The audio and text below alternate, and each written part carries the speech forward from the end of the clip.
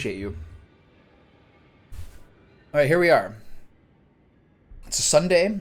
I've got my new yukata. Do you guys like my second yukata?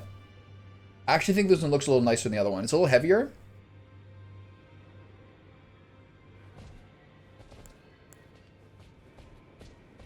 My music playing? Are we all here? Okay. Even though you feel like I'm the dickhead sometimes? I don't think you're a dickhead. I think you're a little depressed. And sometimes you can feel that energy, but I don't think that you're what you say you are. At all. Roger's dead. I've got Roger's outfit.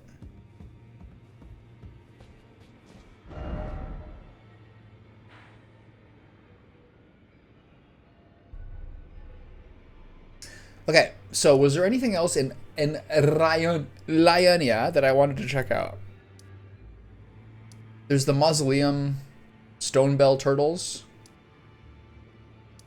I don't really feel the need like I need to duplicate the Remembrance now because I can't afford to use her intelligence stuff anyway.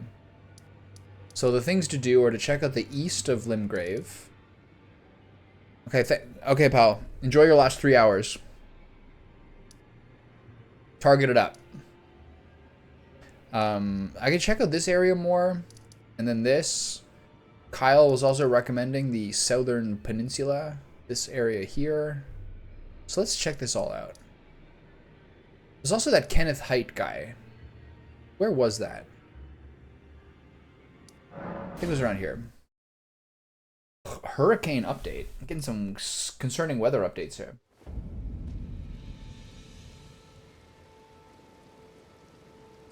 Tropical storm barrel update. Can't be that bad.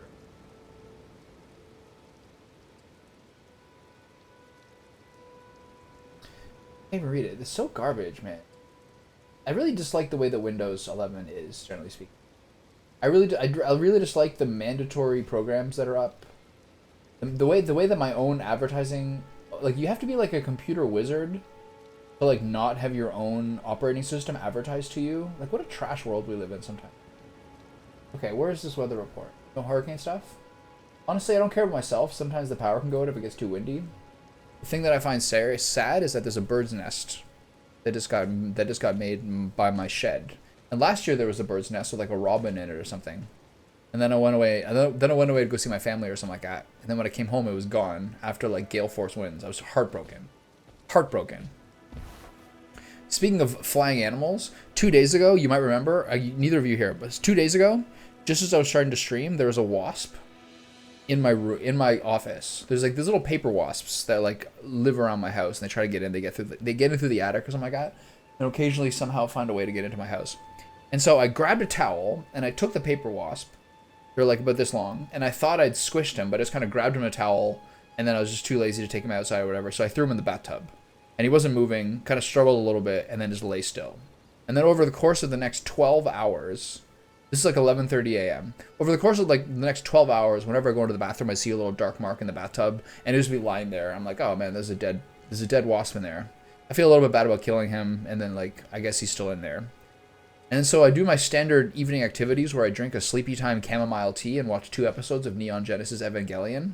I'm currently on episode 9, I believe. I just finished 9 last night. And then, because my schedule is still pretty weird after Japan, I'm like, by the second episode, I'm like half asleep and I barely remember the fight. But it's like where Asuka is fighting the underwater.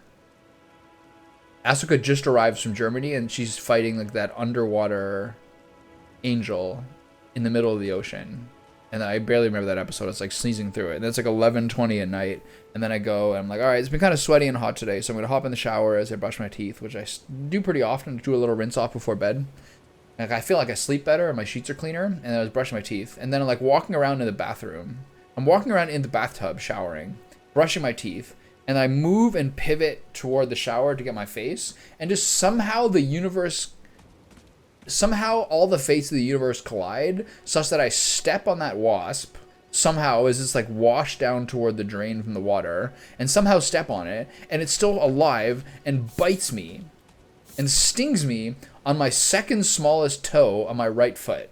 And the thing with any bug bites, insect, like mosquitoes, anything, is either the more fat you have or the less muscle you have, the worse it feels. Like if you ever get a mosquito bite on your knuckle or on your finger, ugh, it itches for so long because you have so little material to like pull all that bullshit out of there. So this thing, I'm half asleep. I'm so ready for sleep. I'm so ready for bed. And I get a bite on the bottom of my toe. So a wasp bite like that is not that bad, but it's like 10 minutes where you're like, God damn it. Ah, every sort of swear word under the planet. So that's how I woke back up when I was finally trying to get back to sleep.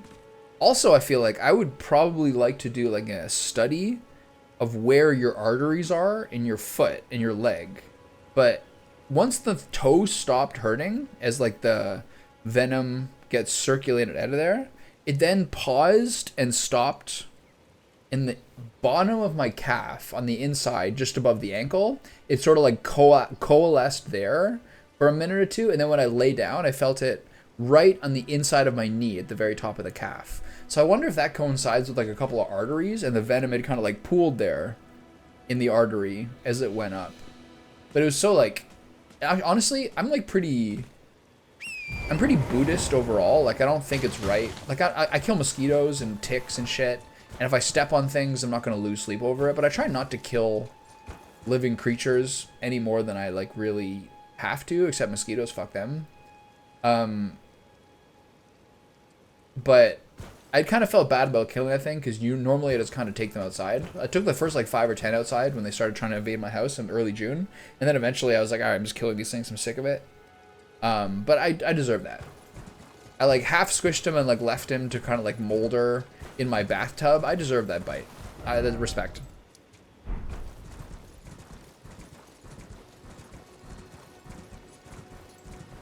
All I need to do is just take him outside, let him live his life, you know? And it would have been fine. But no. Is this where Kenneth is? I think it is. I got some real good new spells yesterday as I was doing some like cleanup of the zone. How about those long-legged insects? Which ones? What's up, buddy? This is where this guy is. I got some new spells yesterday. I got this Cannon of Haima one. Servant to the true order and celebrated repudiator of the false. Where is he? Grant me succor.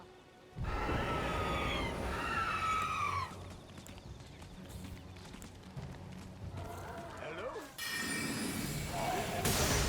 Oh, that spell is so sick, man. The fact that it hits multiple people is just so satisfying to me. These things are enraging. You guys are about to get the great sword. Oh, I have a hammer now too. Am I using it? Little angry monkeys. Man, this is coming around. How about those long-legged insects? The mosquito-like ones? You mean the really, really long-legged ones that look like giant mosquitoes? I don't think those actually. If those are the ones you're talking about, I don't think those bite you. I think they just actually. I think they literally hunt mosquitoes. Where is this guy?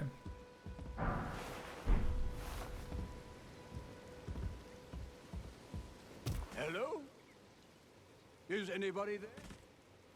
Where's this guy? Be interested in rescuing the great Kenneth Height, servant to the true order and celebrated repudiator. How would I take those out? Oh, my classic move.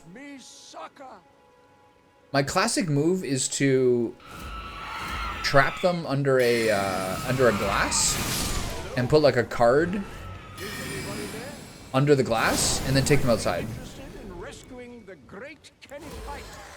That's my classic move, I think.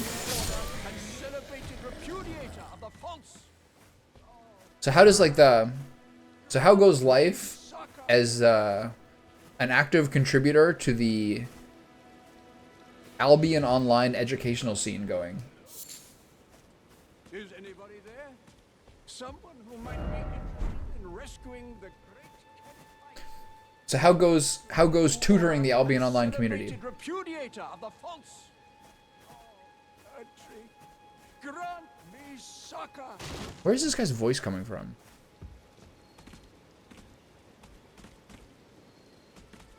Hello? Is Seek up, time for friend. Someone who might be interested in rescuing the great Kenneth Height, servant to the true order and celebrated repudiator of the false. Oh, Erdtree, grant me succor. Where's this guy?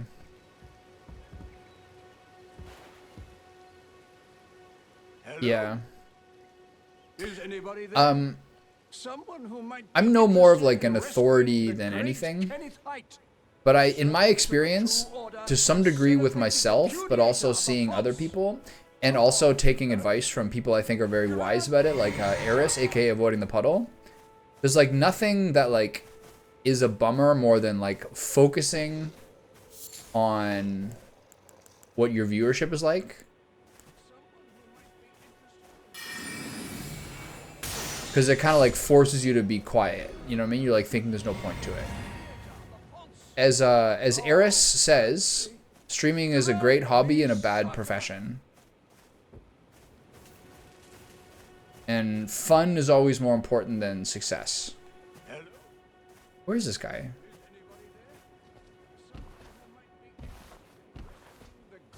I try to remember those things all the time. Where is this guy? Oh, Erdtree, grant me succor. They say look up, but I don't think he's up here because I think I've actually been up here before. Hello? Oh, here he is. Is anybody there? Someone Yeah. who might be interested in rescuing the great Kenneth Height, servant to the true order and I mean, no, it's not celebrated stupid. I think repudiator sometimes the way to like of actually Erdtree, grant me succor. like enjoy yourself, a lot of people would think is like pointless. I think if you ask like an average Norman, Hello? like what they thought about like streaming to a couple of viewers, they think it's like stupid, Well, right? That's very kind, but no. No, the help is very much appreciated. This guy's got a nice robe. Even from a tarnished. Yeah, exactly, Vulgar. That's what that's exactly what I mean. Requisite to serving the true If you're not having fun, who's gonna have fun watching you? You know what I mean? I complain too much and I bitch too much. I'm pretty conscious of that, but I'm not sure what I can do about it. Young Tarnished, I would have a boon of you. I want you to take Young back Tarnished? my I'm like 4 times older than this guy. Look at It me. lies to the south, beyond the Mistwood. A knight commander from Stormvale took it. A fool, and plumb mad to boot. Simply obsessed. Look how with bad it. my outfit is. What are you waiting for? A kiss goodbye? My fort lies to the south, beyond the Mistwood. This guy's kind of bullying me a little bit, isn't he? Don't you think? Oh, I see. You wish to know the reward? What are we doing? The great Kenneth Height is known for his considerable largesse. The celebrations will be lavish indeed upon the dawn of my fort's retrieval. The two people who I like used to watch streaming or do watch streaming, whose like attitude probably most influenced me, was those things that Eris says about like generally speaking, you have to kind of like still be, you can't be dependent on who's here for like the quality of your stuff, although obviously it's much easier to like depend on people and to like respond to people rather than just like puttering away by yourself. But to me, I play a lot of games and I've always played a lot of games, but like it feels a little more pointless to play one player games if you're just doing it by yourself sometimes. Although I do kind of miss being able to like listen to music and like podcast and shit as I play some dumbass game. I miss that a little bit, but I like the structure of this. The other thing was I'm a Cutie Pie, like the original like big league streamer who sort of like became one of like the chief central, one of like the first initial idiots of like, I want my chat to be as stupid as possible. I want spam. I just like, I love that stupidity. But he basically was like, I would be doing this anyways, so why not do this? I think that was like, that was something that also like influenced me a little bit too, of why I eventually realized I should start doing it, or I should give it a try. He's like, I would be doing this anyway, so why not do it this way? And that's, I think, a good point, because there's a lot of people just kind of dicking around. But there's a lot of people who like play games in the evening after they finish work. That's cool too. Take a different thinking perspective where you know that the fight is solvable, but you just need to know it. That's exactly what happened to me yesterday. Yesterday was a very, very, very difficult fight with like the final boss of this area at the Magic Academy. And so, but since she's the final boss of the Magic Academy, she had according to Kyle, the very helpful German man in YouTube chat sometimes, she had 80% magic resistance, and almost every single one of my spells is magic damage. So, like, I had 2 hours of being tilted and complaining, but then around that 2 hour point, I realized, wait a minute, this actually is solvable. I got to find my window. Once you see the light, and you know even if there's a narrow winding path, you can see the light, that's when things get better. That exact sequence happened to me yesterday. Where once I was like, wait a minute, this is actually doable. It really, really changes your optimism. The thing that really tilts me is people advising me to take an entirely different approach and to completely like abandon or change my approach. That really tilts the fuck out of me.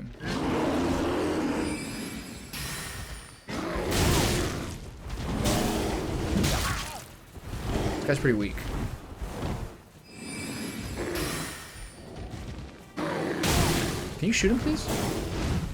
Why is this sword not hitting him?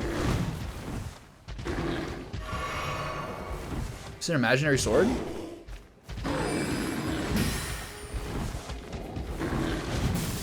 Is this because the bear is not... I think it's because the bear is not an actively hostile foe.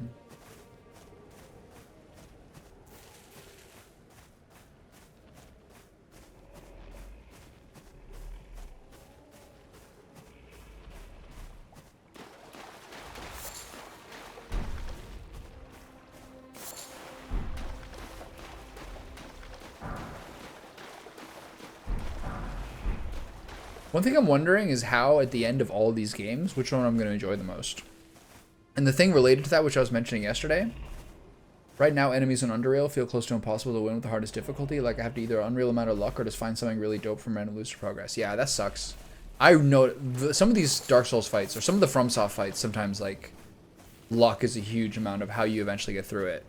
There's been fights that have been really, really difficult in these games, namely Sekiro and this one, Dark Souls 3, where like the reason I finally beat the fight when I was trying to practice it is just eventually I got lucky where like one of their phases just doesn't even apply. Like usually when there's some phase when they start to like summon creatures or something, there's like this 1 in 10 chance where like they just stop. They just, for some time you just like burn through it and they never do the like summoning phase. That's often the times where I'll beat a boss fight that I was having trouble with. Are you getting the unreal amount of luck to make that work in Underrail, or are you discouraged?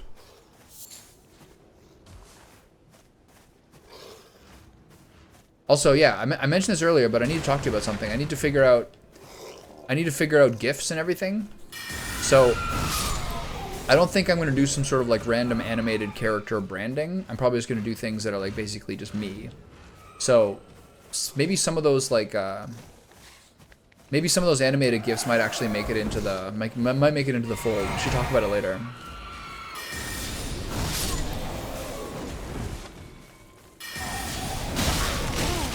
These guys are really weak.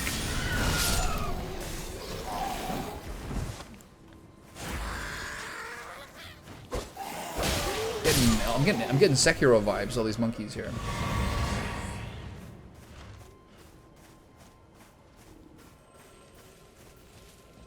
Anyway, Kai, if you're still here, I hope that whatever things you're doing, you're getting enjoyment from.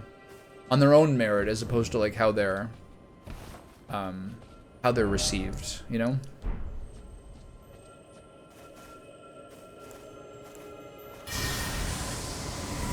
So I think I went to like an area, this last region I did the last few days, which was like higher than I should have gone. But I do feel like I've really got a lot of spells and a lot more fun ways to play lately, which I'm really happy with. And hopefully I suffered like I normally suffer in these games, and then things are going to get better now because I got myself a little jump up.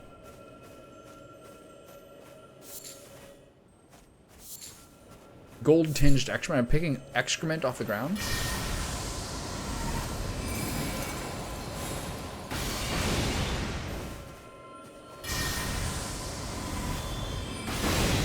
Rip.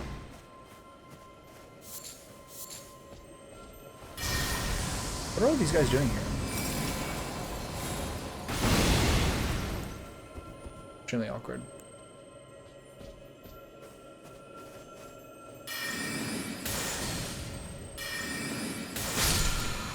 It's like in a little cleft of ground, which makes being a caster, as per usual, makes me feel like a second-class citizen.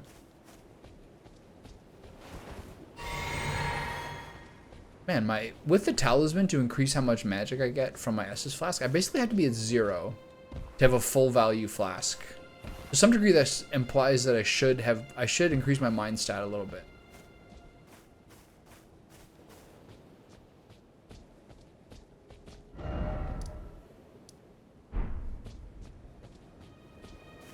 Can I drop down there safely? I don't think I can.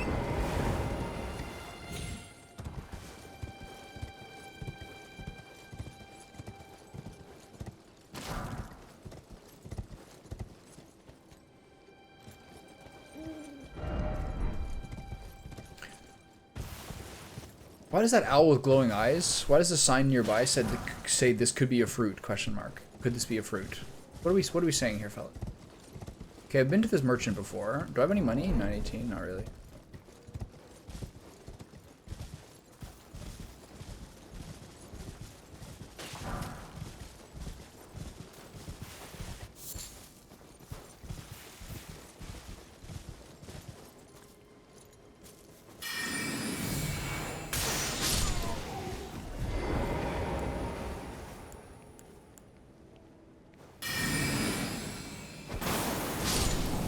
Really satisfying, man.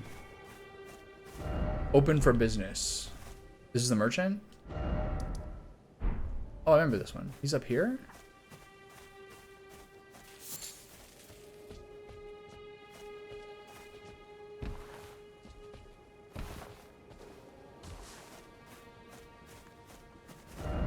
Still no, don't you dare. Yeah, don't have sex with the donkey or steal it.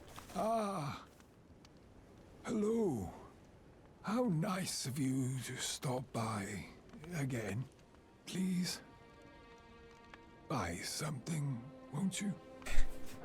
This reminds me, one time I was living in Little Italy in Toronto, and I looked up this recipe and wanted to make this like Moroccan lamb shank stew braise thing.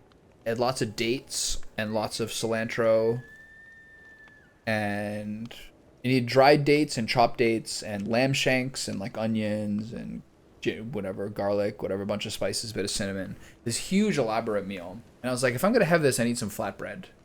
And I went to down the street from my house. There's a Persian restaurant, like half catering, half Persian restaurant. It was half like sit-in. It had just opened, a Persian restaurant. And I'm saying this from experience because a number of my like best friends are Persian. Like 2 out of my 10 favorite people are Persian probably. And there's like a real thing in Persian culture where like the meme is like, you go to your friend, you're like, oh, it's a nice watch, man. He's like, oh, you like it? Do you want it? Here, it's yours. No, take it. Just take the watch. Take it. Please take it. Please take it. Or like, my friend talks about how when he's in Iran, you get in a taxi cab and you take a ride, and at the end of the ride, you get into this like bullshit thing where the guy's like, no, the ride's free. He's like, no, please, let me pay extra. And you eventually do this back and forth thing until you can actually pay for your taxi cab. There's like this culture, this kind of like generosity, this whole thing, this whole back and forth in Persian culture. Anyway, I go up to this thing. I'm like, hey man, I was wondering, can I buy some flatbread, like one of your big things? I'm making a dish at home and I can't find any. You got really, really good bread here. Can I buy one of your things of flatbread? He's like, you know what? He's like, you just want flatbread? That's all you want? I guess he's kind of like struggling a little bit financially. He just opened up. It's Toronto. It's expensive real estate, all these things. He's like, you want one of the flatbreads? Here. No. I don't want your money. I don't want your money. Just take it. It's like 2 feet long in plastic. He's like, no. I don't want your money. Just take it, please. But next time, buy something. And then he storms off to the back. And I was like, all right, man, this is awkward. It was such a classic moment. He's like, no, please, no, take it. I don't want your money. But next time, buy something. Jesus, man, just let me pay for it. He's right, though. I get what he's saying. Hey, Vlad, what's going on? Did I find martial arts? No, not really. I don't think so. Even if I do, I think that's like my New Game Plus thing. Sometime in the future, like if I ever play or whenever I play Elden Ring again, I almost for sure am gonna play like a Faith Monk with dragon spells. Almost certainly. Again, I've played fucking 5 of these games in a row. Dark Souls 2 to now. So I need to have a. I'm trying to have a different play style each time.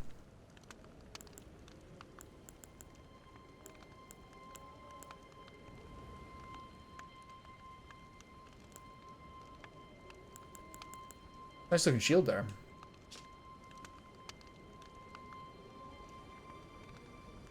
Never. Never. That's when. Never.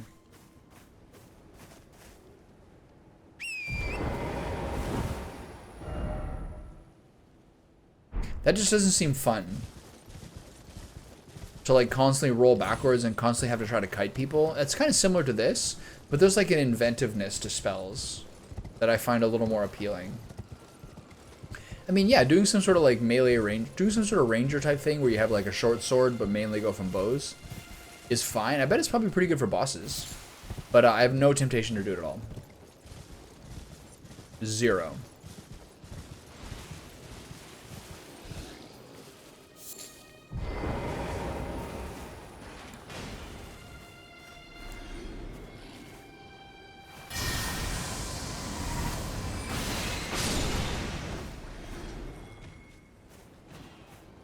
Are these guys gonna start shooting arrows at me or what?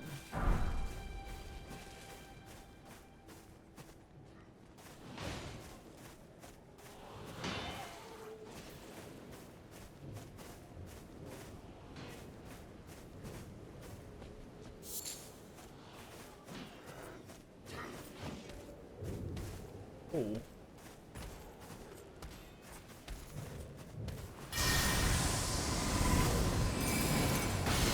I'm glad my BK helm is gone, so I'm not losing vitality and stamina anymore.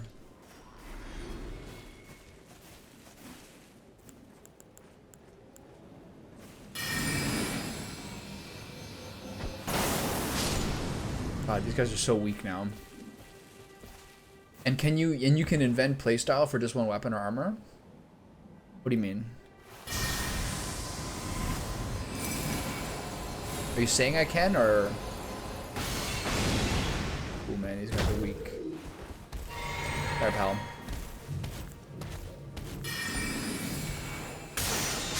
That guy used to be like a mini boss. Low how chimes it. Chainlink flail and a sanctuary stone. What's a sanctuary stone? Crafting item. Okay.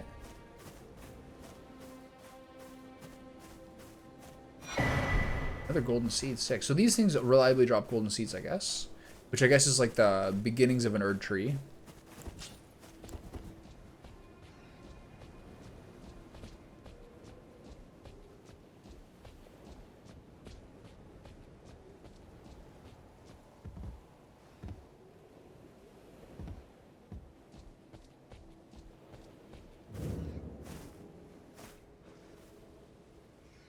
Saying that you can invent a new way to play if you browse through the items and find something weird? Yeah.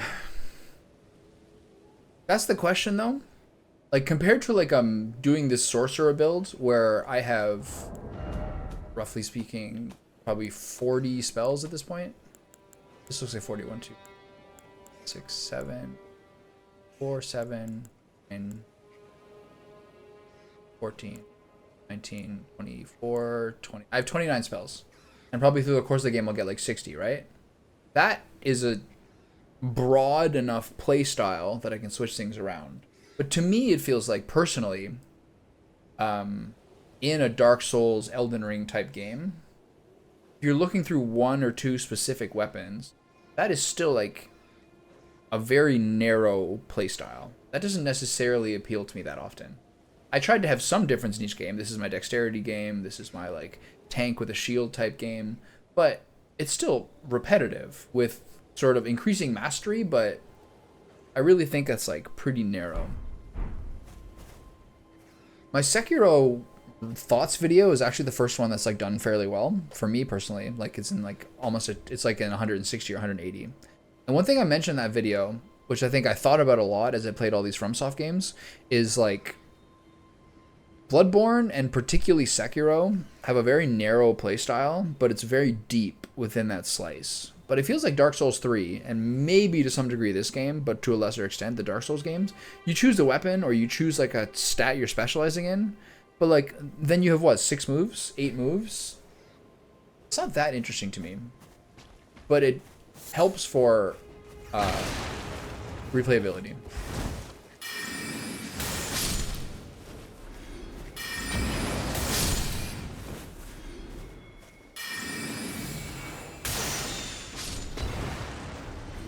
I guess we're all dying really easily. This guy's too far.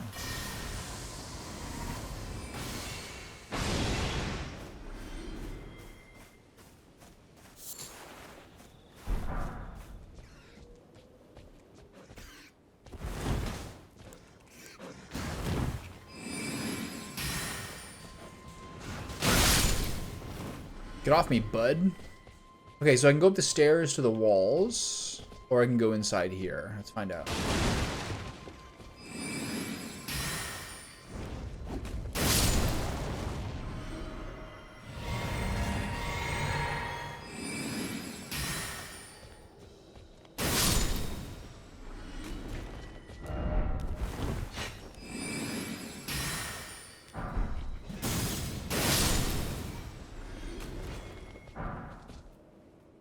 Let's go along the stairs for now.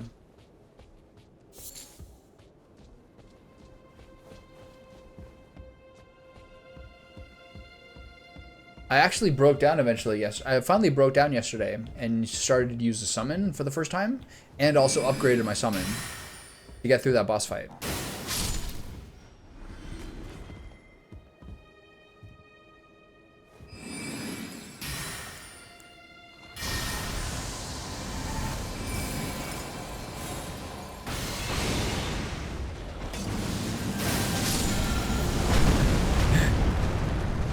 These guys are a little, I'm gonna be slightly over level for these guys. Which videos? Just all of them?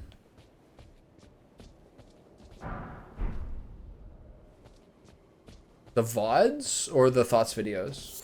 You mean the VODs?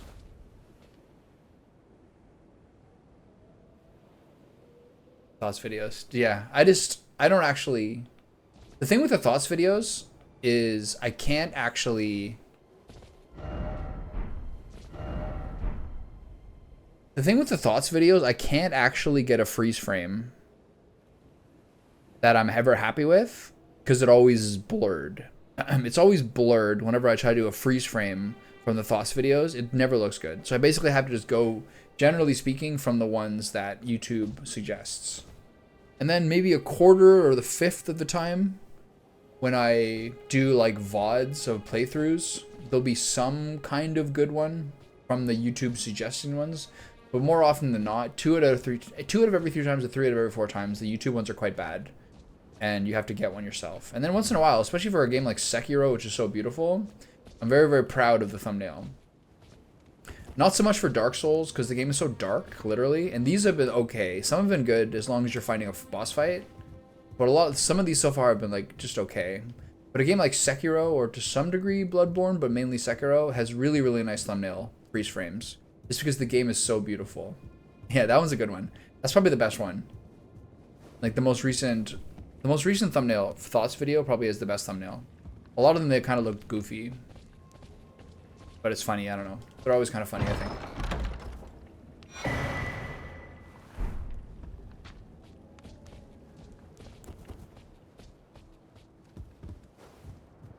When I was playing Baldur's Gate 3, and I did the thoughts video, I also had a bunch of shorts of like just kind of suggestions of the game. And that's me walking around with my shirt off outside last summer.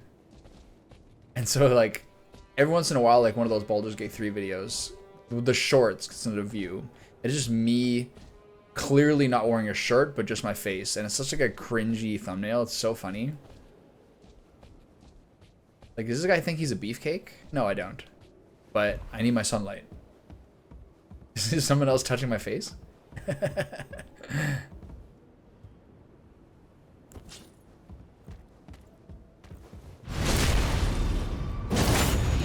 have a sword exclusively for visceral shots. If I go over there, there's no point to it. Someone else touching my face? Really funny. I didn't think about that. How do I get over there? Oh, I also have to go inside the building, right? That's probably where the other side of the medallion is.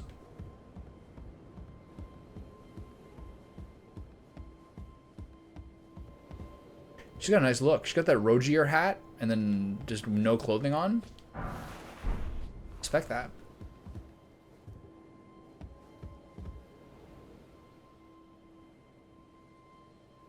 Not sure how to get over there. I think I can jump down with no fall damage here. That's another nice thing with this game. There's a lot of ways that the Elden Ring games is so clearly them using their expertise to make a more broadly appealing game. And some of those things are like, I mean, if you look at the entire sequence of games I played, if you play them in order, it becomes more clear how the quality of life adjustments have improved the game over time. But it's like unbelievable how much more playable each Dark Souls game get, and then this one has a lot more details that make it more fun and like less heinous to play. Dark Souls 2 is like the biggest dickhead ever. No, I don't care I'm shirtless because it's most important. I don't think I'm like buff or anything. It's most important just to get sun on your body, you know what I mean? You gotta maximize your vitamin D for health. That's all I care about. Okay, so half the medallion is here. Are both halves of the medallion going to be here? It seems like nay.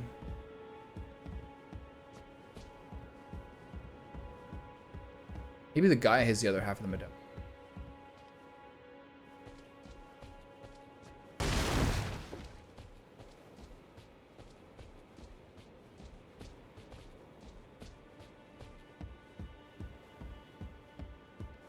I fell into the psychological trap when I was gaining weight that like you need to really overeat to make sure that you have enough like nutrients so that you're not wasting your time at the gym.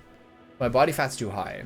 I put on a lot of good muscle during this period, but unless your body fat's like 15 and under, you don't really actually look buff. You just like fill out a shirt well. But you can kind of like tell by someone's like belly and like man tits, like what their body fat is roughly. So I was probably like hanging up. I was probably hanging about like 25% or something. But the reasons are largely that I wanted to make sure I was eating enough so that like my workouts were maximized. But that's not really the best way to do it. This area and this kind of like, at this point of the game when you're like in these open areas and this music plays, this is very pleasant. It's a nice vibe.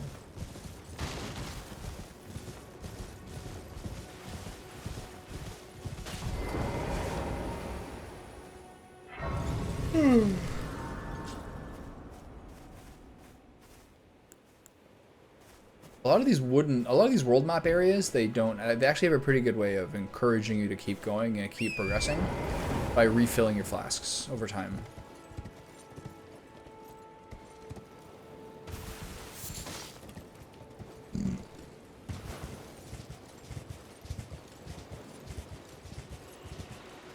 Vulgar, did you finish playing Valheim, or did you guys quit on that?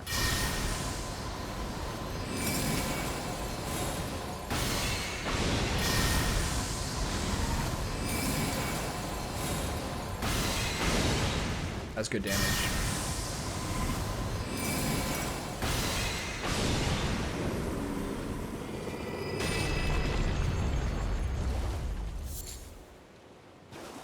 By that I mean, did you fight the Ashlands boss?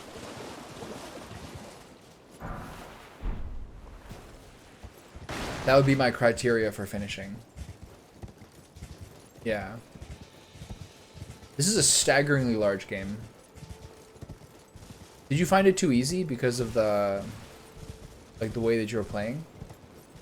With like the item buffs and roguelike qualities?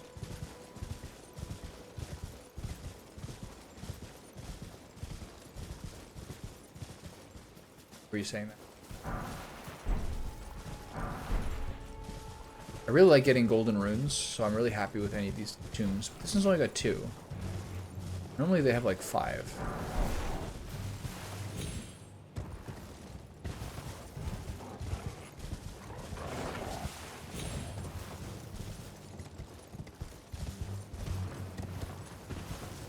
Yeah, I might play it in August. See if we can all make something special together. But as I've said a number of times, I feel pretty burned out after like the huge full exhaustive playthrough of last year.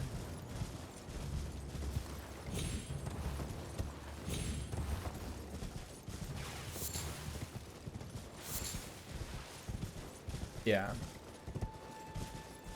My main problem in Valheim, always difficulty-wise, was just stamina management.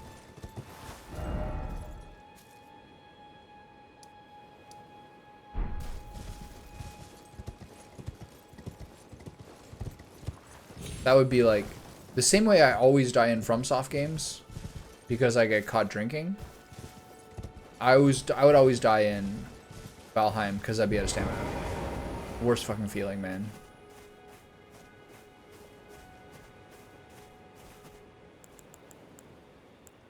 Okay, can I hit both these guys? I don't think so. I think it's be one.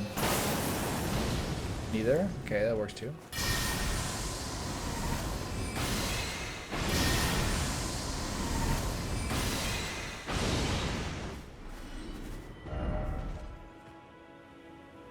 Okay, if I find once I find a Grace here, I'll then backtrack to go talk to Kenneth. Okay, getting attacked.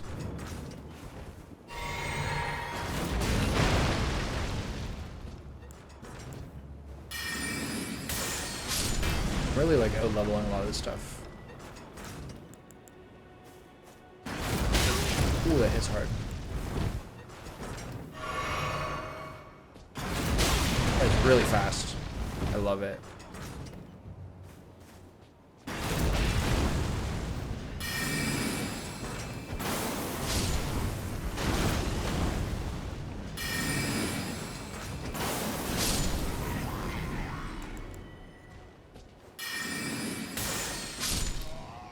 I'm just so smart. I have so much intelligence, they can't handle me. If you can't handle me at my intelligence, you don't deserve me at my mind. Get up there, we're good. Stone Sword Key, always welcome. Let's find ourselves a site of grace, shall we? Feeling real mellow today.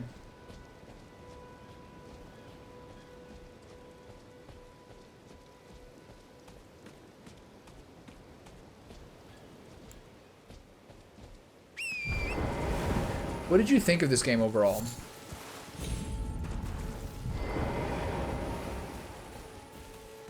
Eating while building doesn't seem worth it? Not really. The other thing I always did wrong, the same way that in Bloodborne, I never really like stocked up a huge amount of blood vials, which would have made the game more easy because I wouldn't have had to farm blood vials so much. I didn't often enough in Valheim do that like 30 to 40 minutes where you really put together a lot of materials so that you have food for a whole week. And that really, really saves you a lot of, like, piddly bullshit time.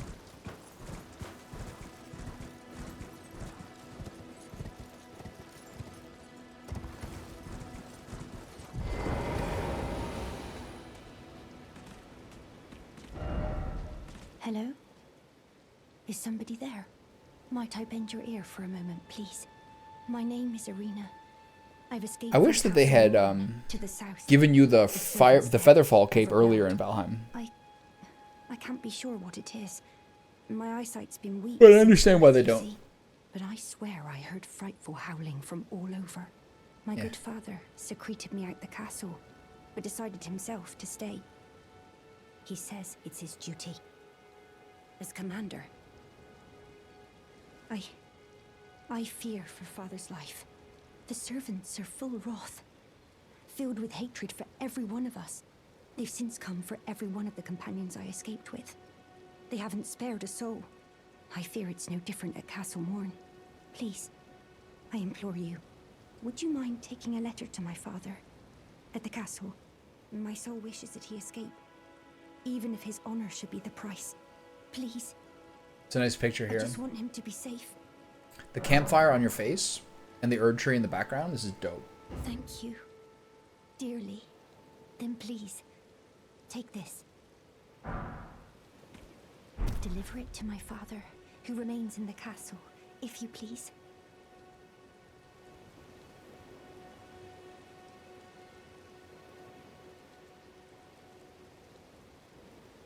One thing I didn't like with how the progression and balance went in Valheim is the way that if you found a way to cheese a serpent early, you kind of got ahead of the curve a little bit. I didn't like that.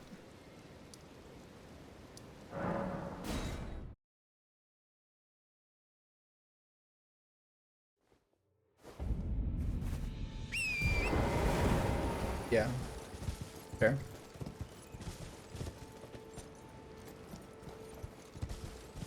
My main concern is because I've played so many of these games in a row that I'm a little too exhausted to experience the wonder of this. Like, I understand the ways that it is, like, objectively quite good.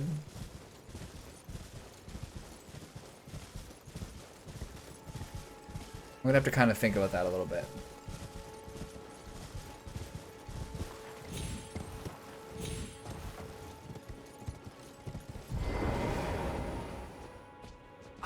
I've been waiting for you with bated breath. Did you manage to recapture my fort? Oh, excellent news. Just wonderful. And the knight's dead to boot. Well done, my friend. Well done indeed. I knew I was right to trust you. Now, here's your reward, as promised. Go ahead. It's all yours. Thanks. Yeah? Right then. I've much to do. First, I'll have to re-establish communication with the demi-humans. What's that look? You don't believe me? Well, under the Erd Tree, commingling with the demi-humans is made possible. Even the vulgar shall not be left behind under the rule of true order.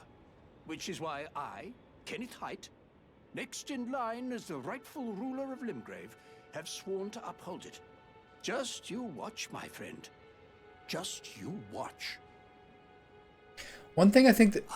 Would you like, I see bright, enter into my service, and who knows? Perhaps sometime down the line, the grace of gold will return to those tarnished eyes of yours. What say you? A fine accord, is it This not? guy definitely wants to be the boss. Excuse me? I'm good. Oh, such foolishness have I never seen. Well, not that I can't sympathize with your choice. Such a miraculous manifestation of felicity is like to start. I'm only into one the such as pursuit of yourself. knowledge. Should you change your mind, do visit me at my fort. I'm not some beast of burden to help people out. I'm out here finding spells. Yeah, I know what you mean. One thing I do like is a lot of games do open worlds, and there's a lot of ways that you can be like, oh, it's so wondrous, and there's a million different things.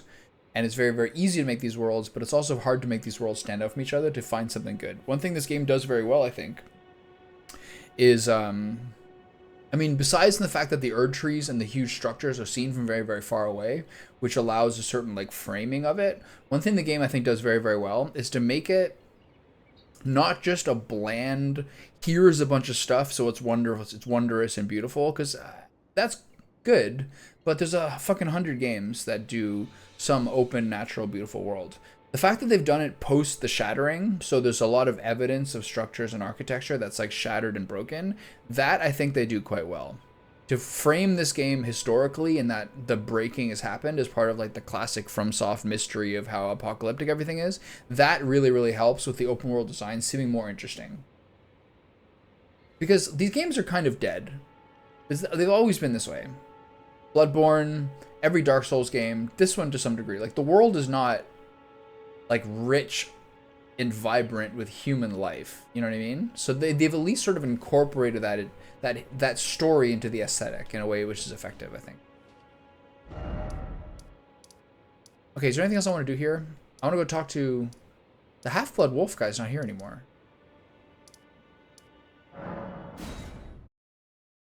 Where are they?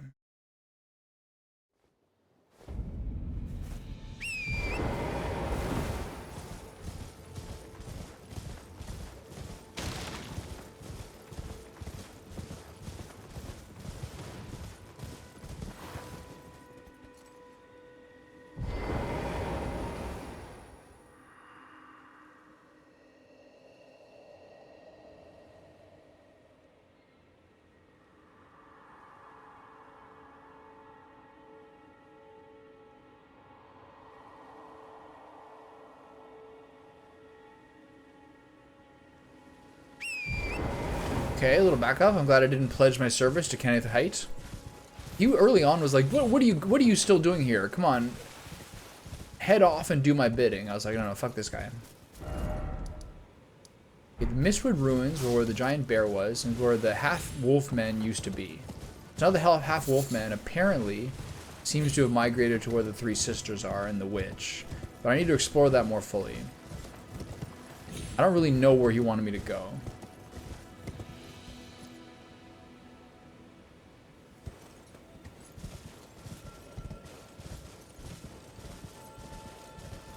Can't.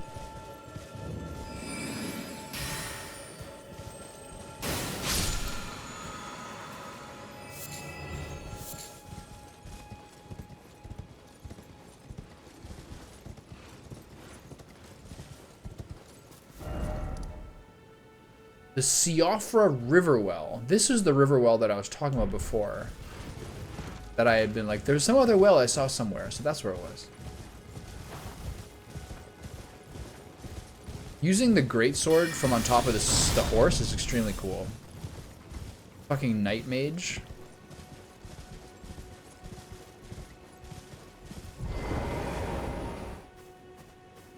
Balaid or whatever his name is no longer here, it seems. Is the giant bear still here? So he's also awake. Okay, I'm gonna go check that river well. I've already been in that catacomb, so we're gravy for now. Or is there more human life in this world? Do you mean like historically, or do you mean compared to the other games? They said there was like a great shattering and things with the Elden Ring and Elden Lord and blah blah blah. That's why there's all like the destroyed buildings everywhere.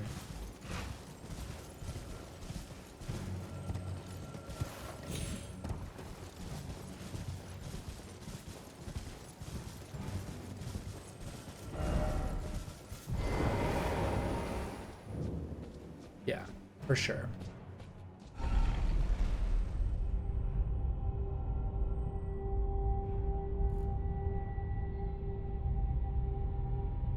But there are elements of these games which, in terms of like the cyclical nature of like when this happens, the cycle recontinues, and we're in this period where things are broken and now we're putting things back together. Not only are those things very, very common in sci-fi and fantasy, particularly fantasy, but also I think they also, to some degree, particularly are more commonly reflected in like Japanese art. And I think that largely is because of like the Buddhist Shinto nature of these countries. There's like a different energy and like a different sort of story pattern in like Asian games, typically speaking, than Western ones. Though not that different really. But something I thought about, something that really, really struck me in Japan was how much like one, all these like beautiful shrines and really well-made temples are just sort of interspersed into the world. And you see them like out in like random neighborhoods. And even ones that look kind of battered and dilapidated, when you walk into them, they're so immaculate and so beautiful inside. It's like really incredible. And then just like people going about their lives, like pop in to like say a few prayers before going on with their day. That's so cool. That's so like much more profound than like the person who goes to church on Sunday and that's it, and then just, I don't know, beats their wife and drinks all week. I thought the way that it was integrated into like the day-to-day was really striking to me particularly.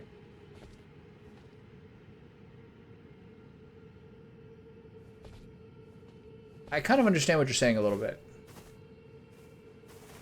But the thing that's kind of helped me with my perspective a little bit is to realize how this game is a really good, like the best possible sort of like entry to the franchise. And the ways that they've done that has brought in a lot of people. So that's the kind of part that I thought about. That kind of helped me a little bit.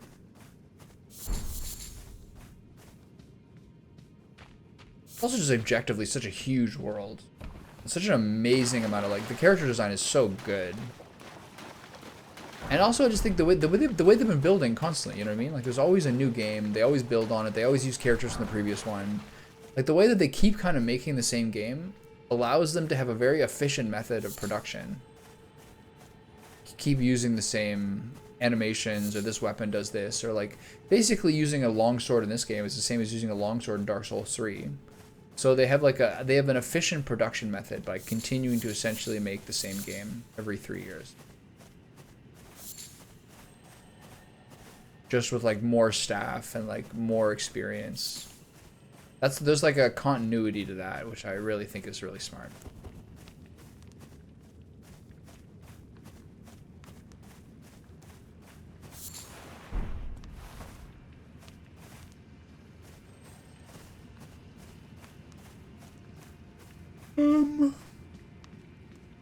I don't know.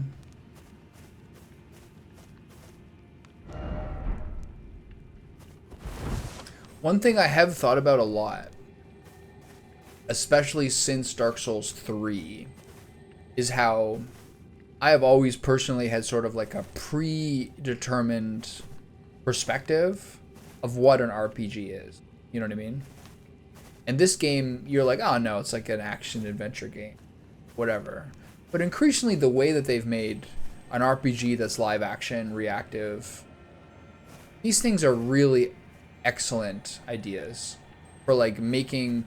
I mean, if you look at what games have been like for like 40 years now, like increasingly the biggest, most like huge normie companies increasingly over time have added more and more RPG elements to the games. Like think about like your stats in Grand Theft Auto San Andreas. These kind of things are things that people really like, but they don't want to play like Shin Megami Tensei or something, or like a turn-based game because it's boring. So the way that these games have sort of redefined and poked at what a popular role-playing game could be. Like the classic example of this to some degree is how someone who's like the biggest streamer in the world, like Kai Cenat, can play this and be like, this game was like an incredible experience. But for someone with that many fans and had that what his like demographic is like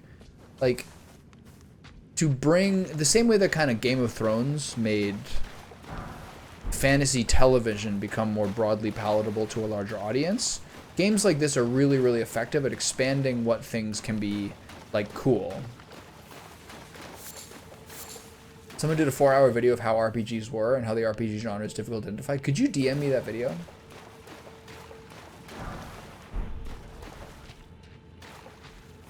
I might put that on one day.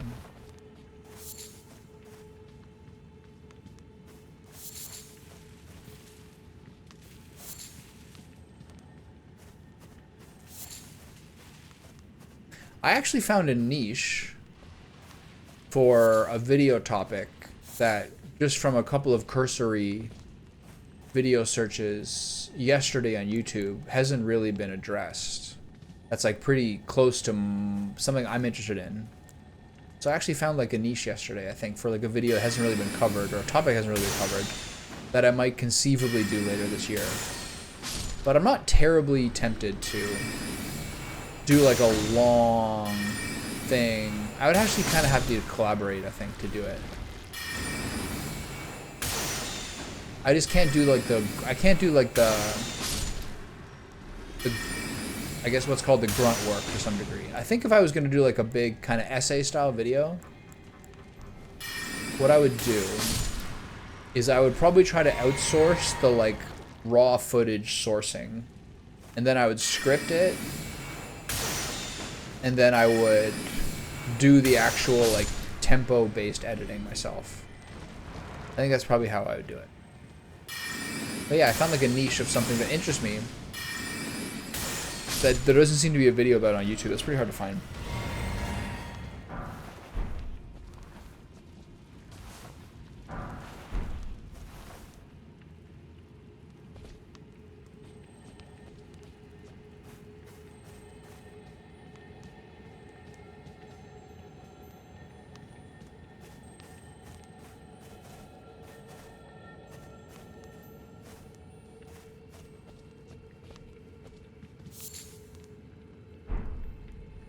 Golden centipede.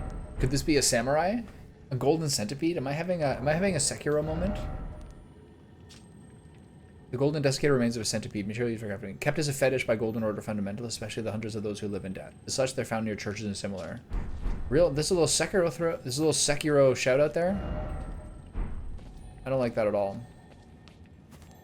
Especially knowing what that thing did. I think they infested. Generally, the story seems to be that the centipedes infested the giant carp, and that's how everything got into the world. It's spooky, man. I hate those centipedes. Keeping people from dying. Ugh, disgusting. I'm gonna thumbs up that message.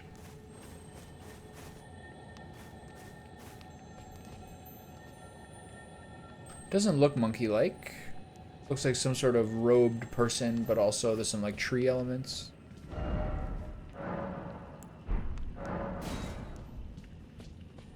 One of the themes to like the messages in this game that I haven't really understood is how often people use the dog stuff, like dog over this way, or could this be dog?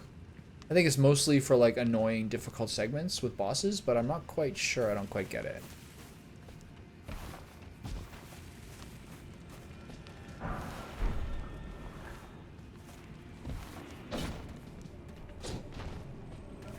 Where the fuck did these guys come from? What just happened?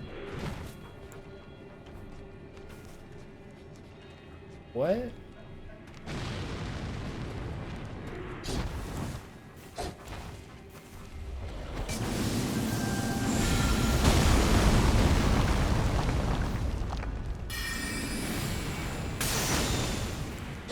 These guys are strong.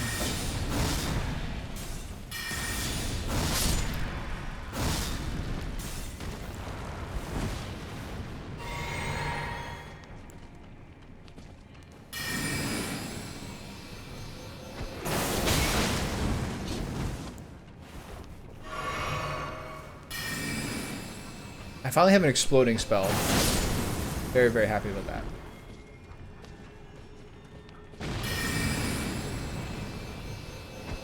Okay, good luck, pal.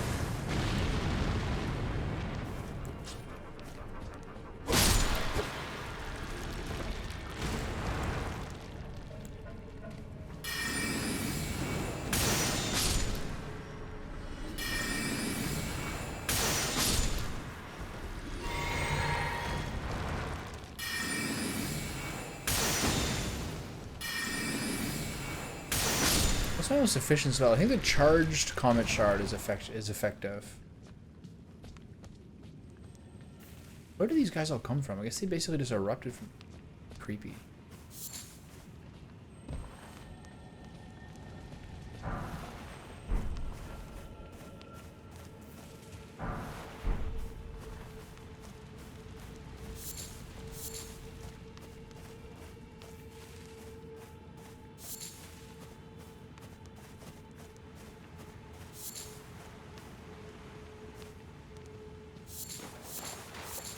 Give me a lot of dew-kissed booba.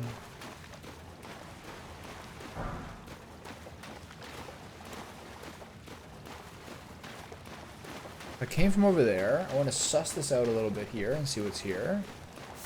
So many herbs, but this is one of those things where like it almost seems unique to this place, so I don't feel bad about collecting all of it. Because I don't know, I might not see those things a lot. But again, I also don't really care about craftings in this game, and I haven't felt like I really need to.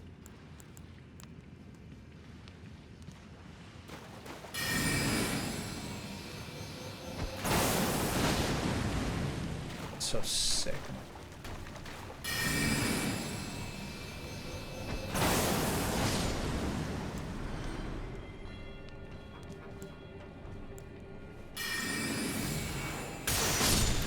If I want to be a real G, I would like aim on someone in the background and then one-shot that guy. Yes. See if I can get through him. Oh. Maybe here I can. Oh, that's so sick, man. The opening theme to Neon Genesis Evangelion has been really stuck in my head lately. It's a very catchy theme. I've also been enjoying watching the show. I never get tired of it. It is so up my alley, it's like, it's got my name on the street sign. So you watch the 27 episodes or 26 episodes, and then you watch End of Evangelion. And then maybe you watch the movies after that. basically the order of operations. Or you just watch the movies, or you just watch the TV show. They're kind of like 1A and 1B.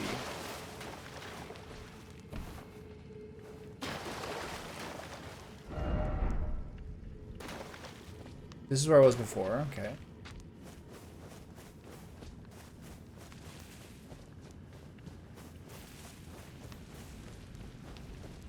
I don't know what I think about this game, having it be totally irrelevant for two-handing your staff or not. I think it would be interesting if you got increased sorcery scaling from two-handing your spell staff. It's a little stupid, but it could also be... I also find it like mechanically a bit interesting. More trade-offs for more damage. I'm not sure though.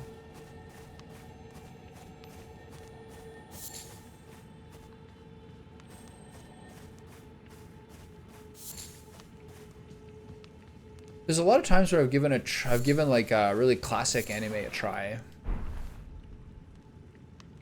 The ones that like everyone's heard of. That are like serialized shows and been like, this is bullshit. In terms of like the horny nature of it and things like that. And not really thinking that was like in good taste. I like feel like kind of like uncomfortable being like essentially an adult in age, if not maturity. Watching things like that. I remember the specific example for that was Gurren Lagann. I watched like 2 episodes. I'm like, this is fucking horny bullshit.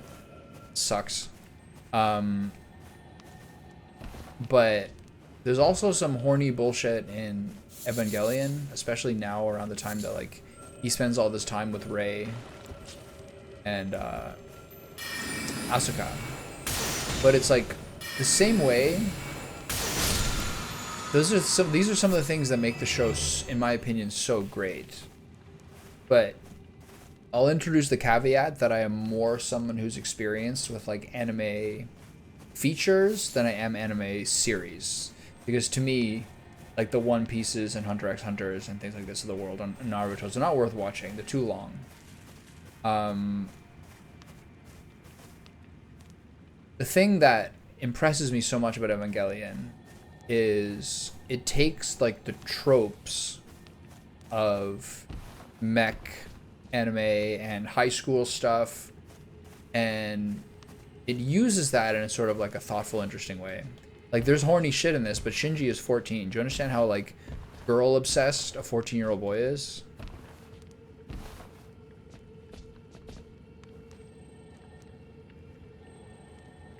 So that's it's a smart way of doing it. And then to have something set up as mech anime, and then, which from what I understand is so popular in the country. I don't know if I can get up there. And then, I mean, how well you know the show kind of changes things, but like the very nature of the mechs is not so simple. It just plays with convention so well. Yeah, it's great.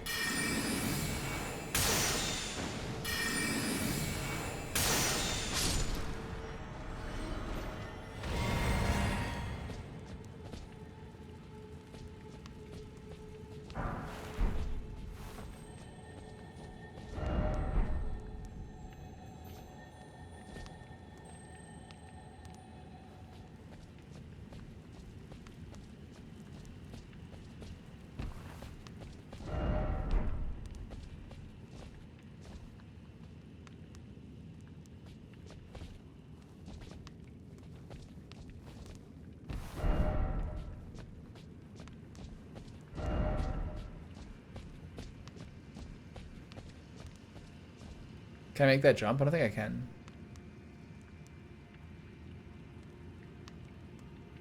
Oh, win some, you lose some.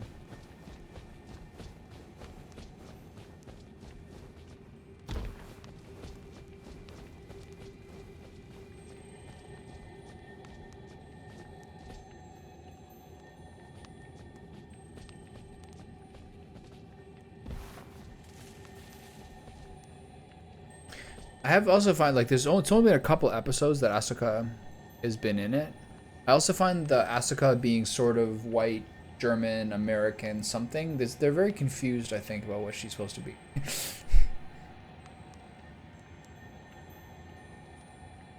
Okay, I need to... Do I just walk forward off this? Or do I jump to the edge? I think I jump to the ledge and then come to the next one. Oh, that's close. Yeah. The fact that she, like, speaks Japanese but can't read kanji. Sometimes she speaks English, sometimes she speaks German. I think they're kind of confused what they wanted her to be. It's always funny how much the, like, Japanese and German culture seem to vibe together.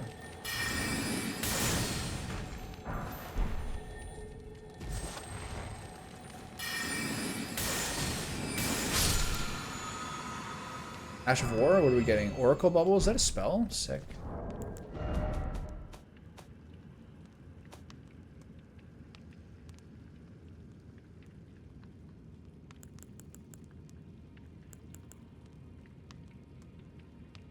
Launches several small magic bubbles.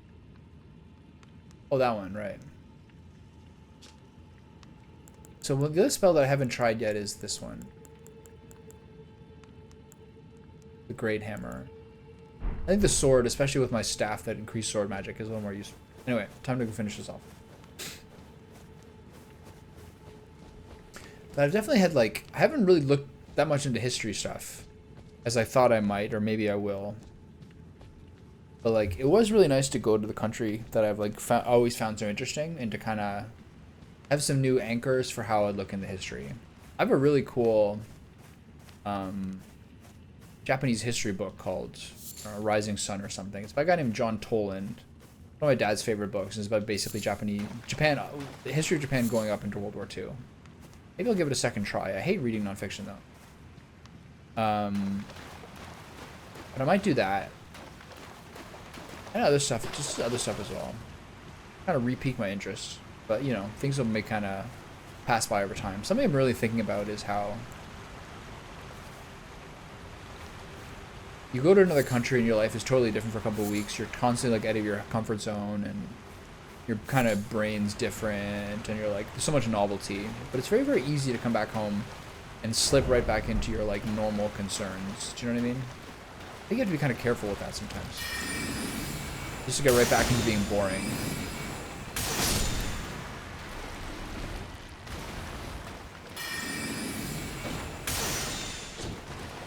Did I really miss him?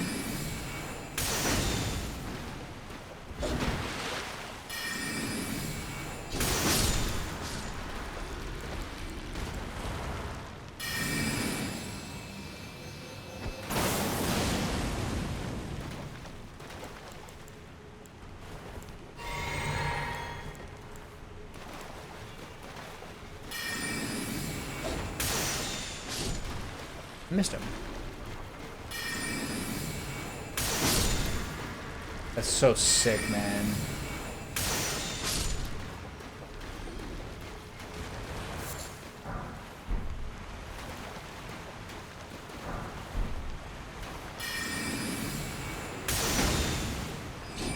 This spell is starting to kind of fade out of use. It's not that much damage.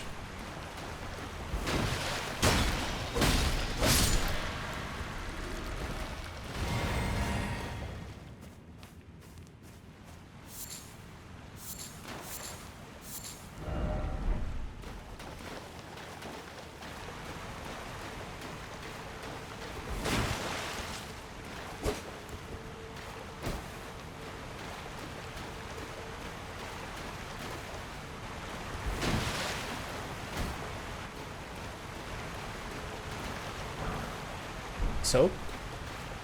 Good thing to have. But here's something I haven't done in a while. What do we have new? All these things I never use. The roped ones, I've had the 3 straight games, never once used it.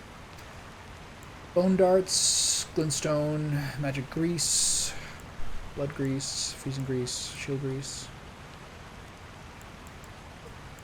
raisins.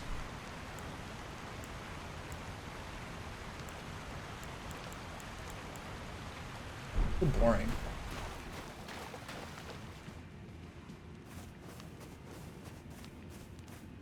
It's nice to have it. It definitely helps with playstyles. And I'm sure a lot of those things are like really crafty and effective. But do I care? Not really. I got a lot of inputs here.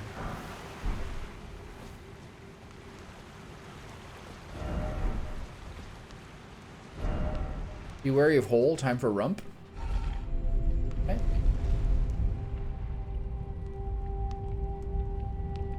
Crotch of my pants is looking a little miscolored there.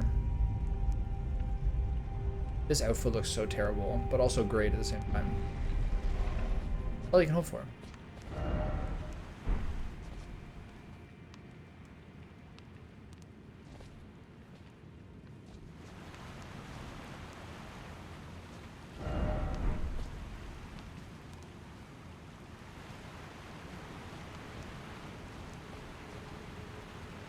That way seems like forward progress. I definitely did not go up the escalator. I definitely did not go up the elevator as far as I went down it. Seek head and then offer two-handing.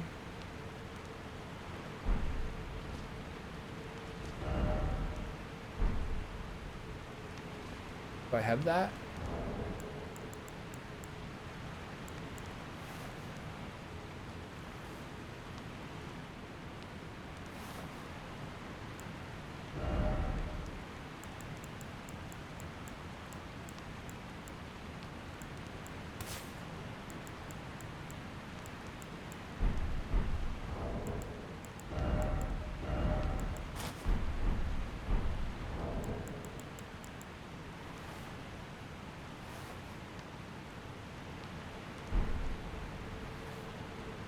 Wrong head, I guess.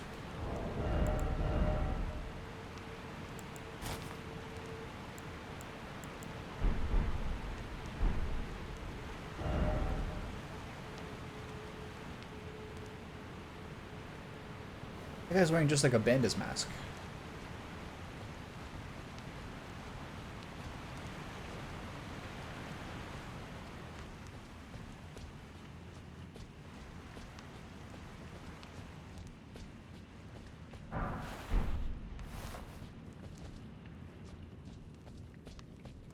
Okay, a little underwhelming.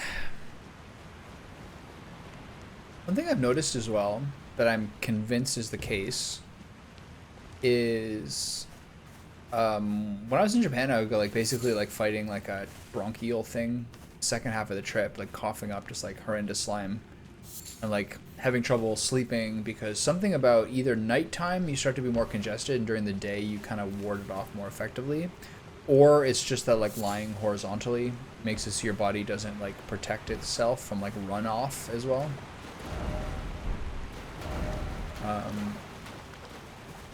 But that was just kind of an annoying thing where you get more tired.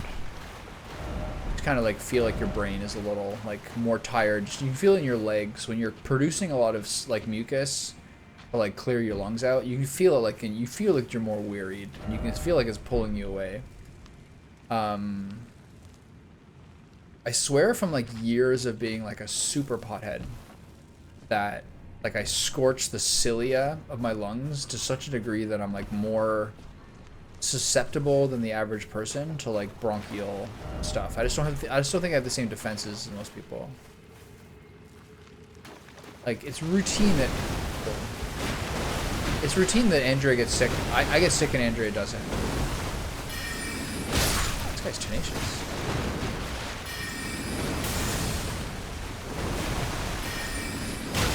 I need a faster spell.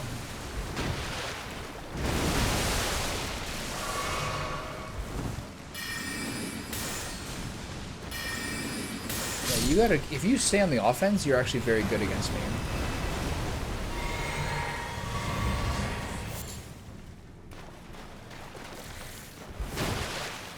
Alright, fellas.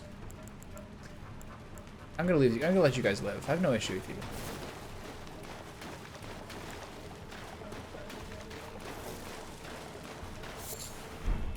Why does that guy have crab eggs in him? House? There. Why does that guy have crab eggs in him? That's very disturbing. Do you try to steal them and get killed? Or do they implant the crab eggs in your living tissue and they're gonna erupt out and eat you from the inside out? I always felt like if there was one animal on Earth, despite their similarity to hornets and wasps, the hornets and bees, that really does seem like an alien creature. If you look at what aliens do in, like, say, the Alien movies, are wasps, principally for their propensity to implant their eggs into living tissue so that the larvae can eat something from the inside out, outside in, or whatever, preserving the internal organs to last, which is the worst fate in the natural kingdom, if you ask me. Of the ones I can think of offhand, at least, this is a nice view. That's always wasps seem more like horrifically alien.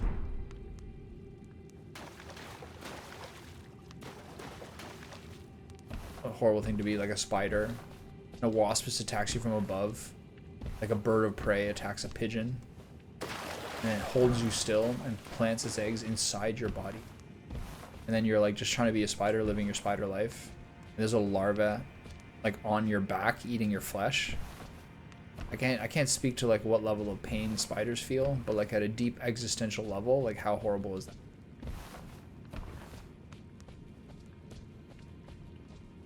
Ugh. The worst.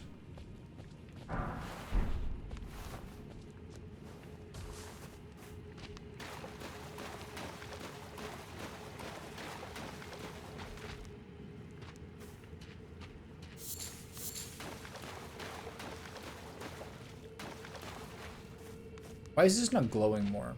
Some of them glow more than others? Why is that?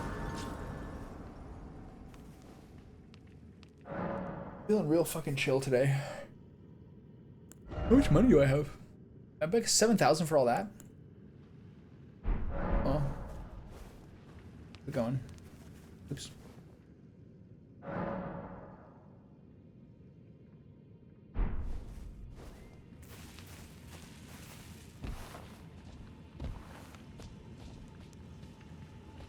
Just an impossibly large game.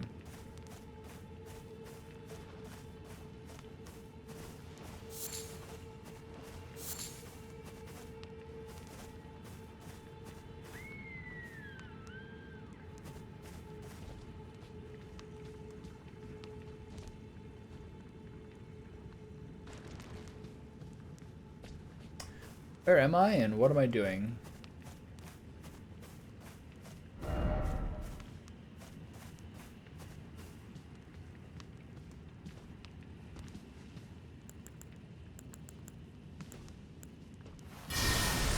I don't think I need to keep meteorite in my bars.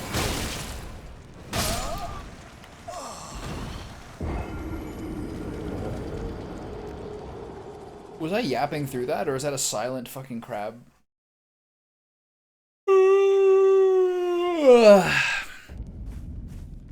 Alright. That was pretty good. That was a nice ambush. Where'd he come from? Dug out of the soil, right?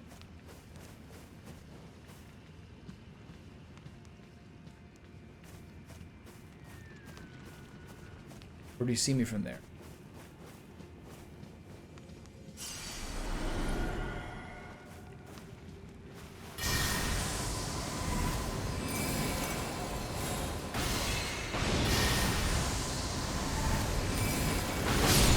Ooh, that was close.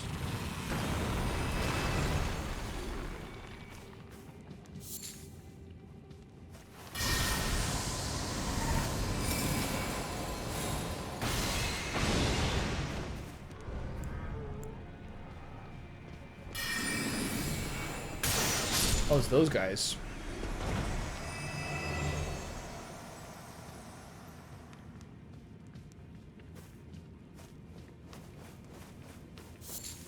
Any secret crabs around? No? Yeah, I think I can take meteorite off the bars. Meteorite is very, very niche. It's not like a broadly applicable thing that you take when you're adventuring. I could have like, I don't know what, I'm not sure what spell I could use instead. Maybe crystal barrage, something crap like that.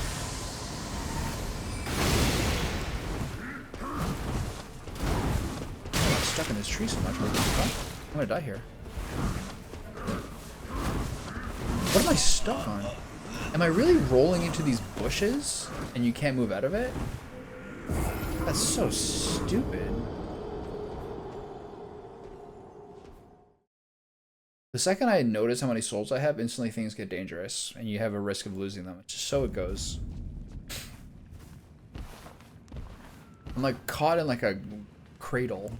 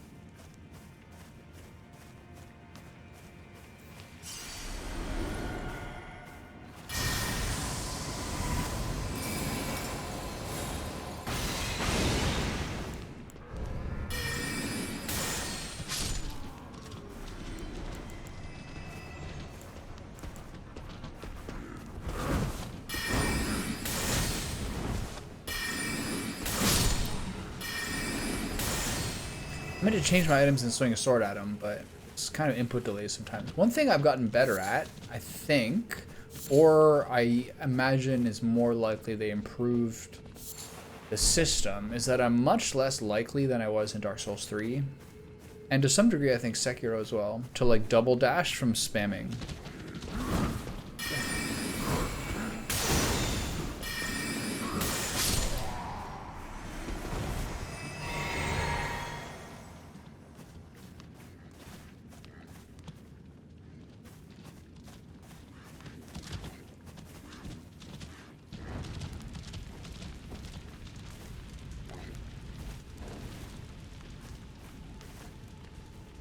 We can be friends, fellas. We don't have to get into all this. We don't have to get into boar-based aggression. Okay, looks like another one way over there. Looks to be the same difference as the other one.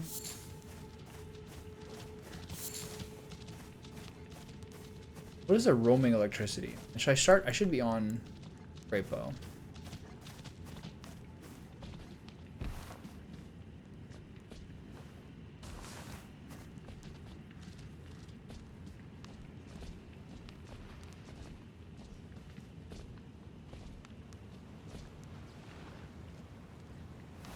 Can I reach him? As long as you can lock onto them, does that mean they're unreachable?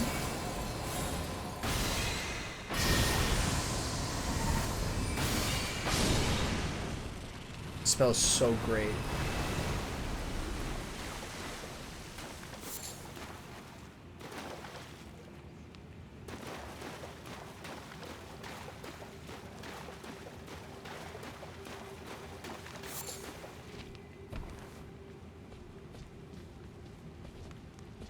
Question 1, am I lighting these things? Question 2, what am I lighting them for? This one doesn't seem to be interactable. Came from there, right? Yeah, there's the... This one looks lightable. I need 18,000 for a level. I think the levels are going to start getting slower from here on out. Outside of those big boss events. I got 40,000 for Renala. I mean, I earned it. They should give you more souls if you die more. There's like an efficiency thing there, right?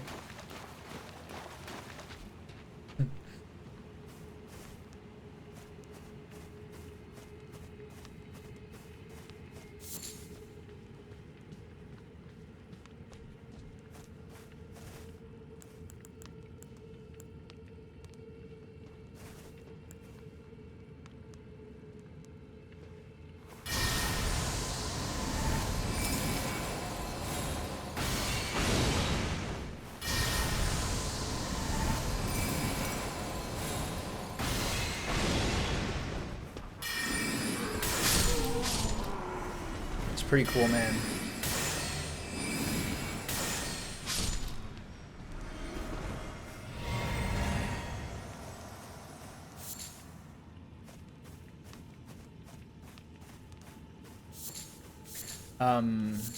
Once we got back from being away for 2 weeks,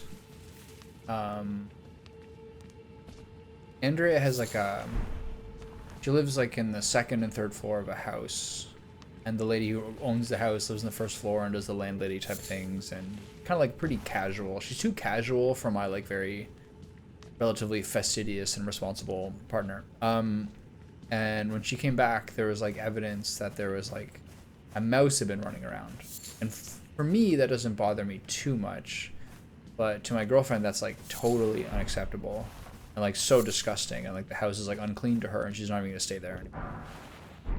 That kind of thing.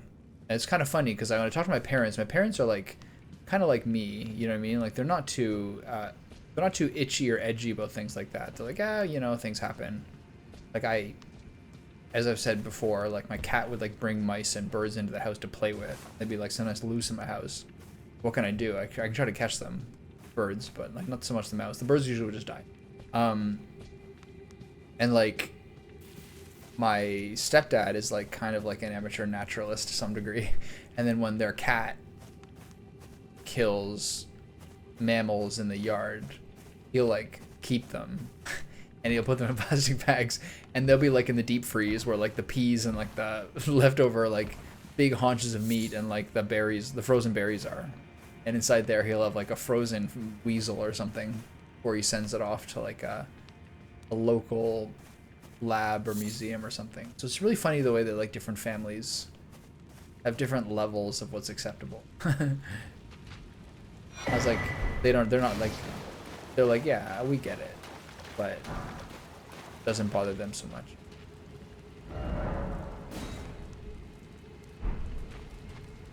I'm more in their camp.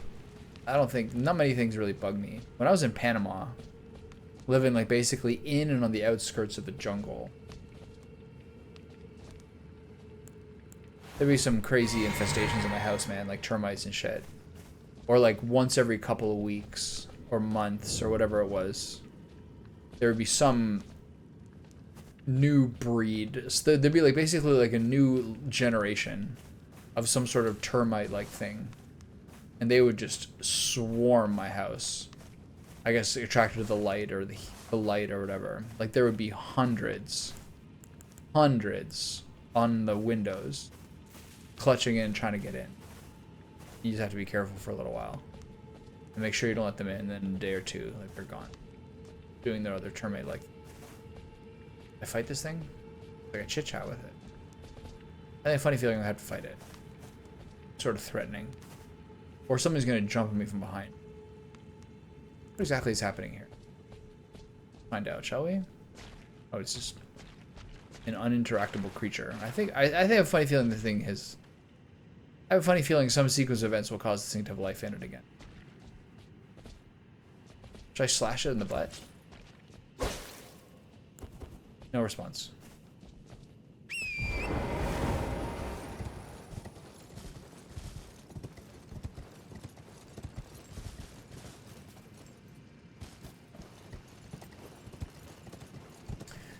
I had a real fat guy moment yesterday where one of my favorite things in the world is Haagen-Dazs peanut butter chocolate ice cream.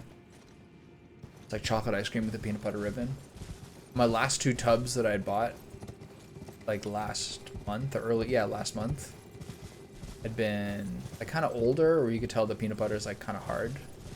But something I've noticed is that like the tub is like the small one, like it's big, 300 milliliters or 500 milliliters, whatever.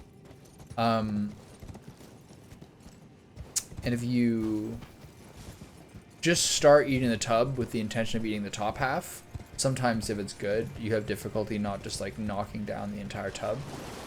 And eating that whole tub of ice cream is a little bit too much sugar, I find. I feel fine today, but like eating that whole tub is like a little bit too much sugar, I find, to like have your sleep be fine. You wake up in the morning, feel your tummy feel a little delicate, I find something. But my real fat guy moment is like realizing that where the fuck did that guy come from? My real fat guy moment is realizing that like, okay, I need to kind of put this in a bowl, stop myself from eating all of it. Why is this guy not getting staggered here? What am I doing? This guy kills me with one more shot.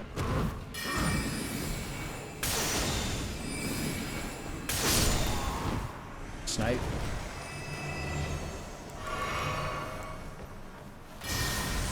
This is gonna hit a rock, I think. So it's long story short, there was a pretty fresh tub of ice cream last night. Smooth and delicious, and the texture was really doing it for me, so I ate the entire thing. It was worth it. In some ways, it was not worth it because my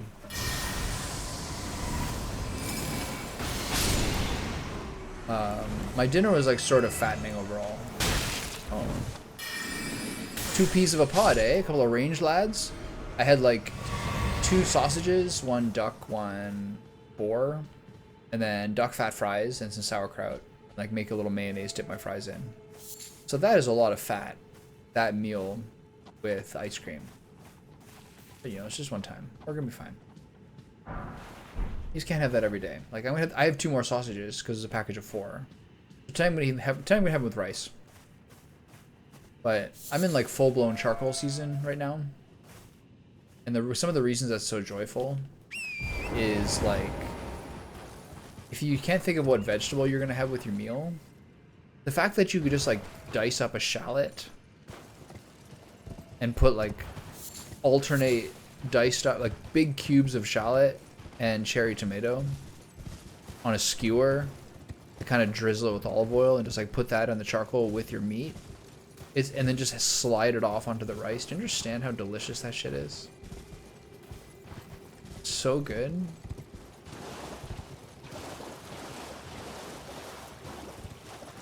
This looks like the kind of place that Dragon's gonna drop down on.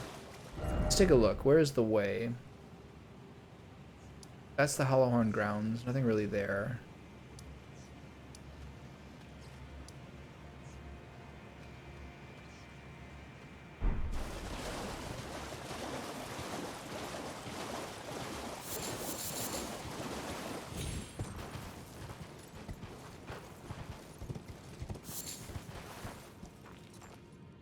I don't know if I should do this front part first or the side stuff.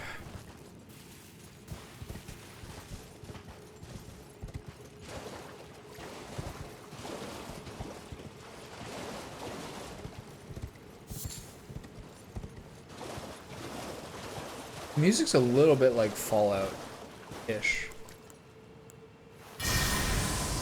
Like the original 2.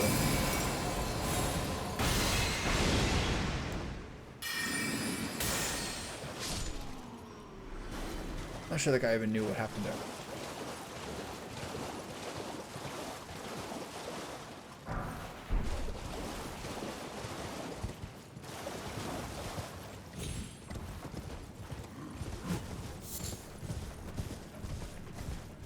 Little jumper there.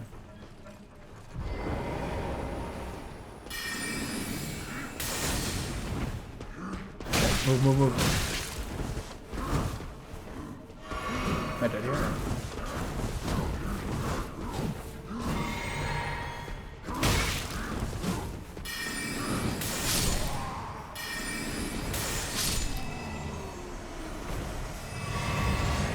Boys got on me there. I hear like a prop plane nearby. So what would be the point of going down here to then jump up? Because it would take me up to that part, which I haven't been to yet. Correct? Who's this guy? Is that the wolf? Ah. Good to see you. Buddy? Apologies, mate. But I don't have much to report.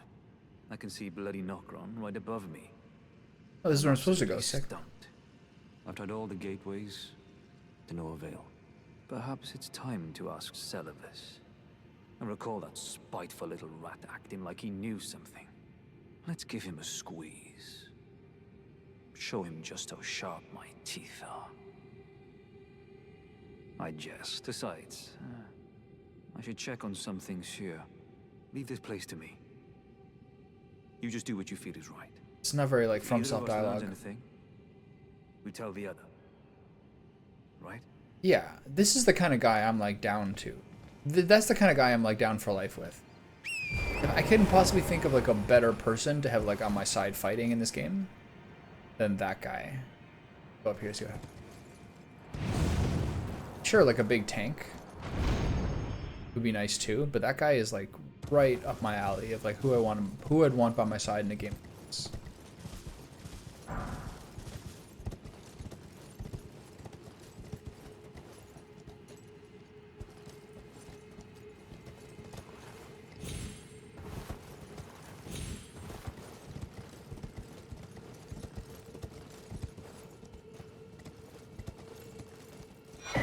So far of all the people I've seen, if I have to hitch my horse to someone, it's Blide the half-wolf.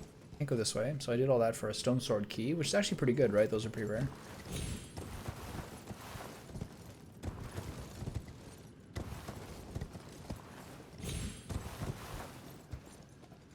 Start going this down. Might die.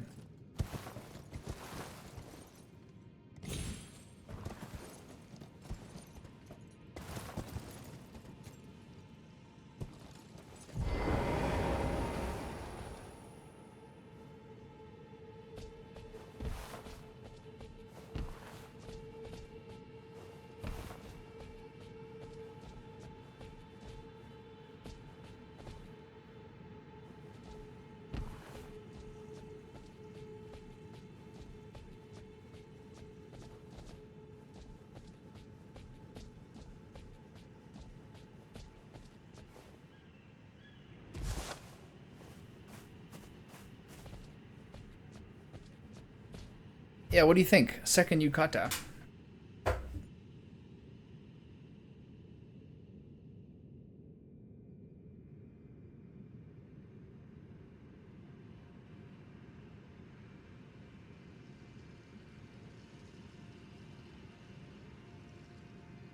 This one actually fits a little better. It's a little longer.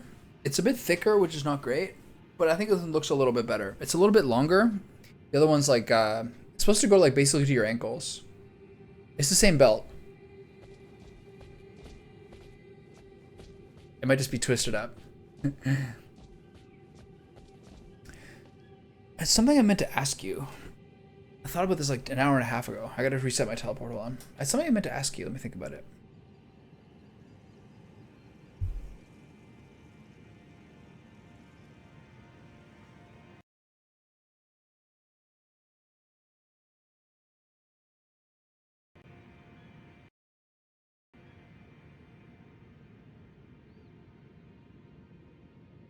It's a mystery.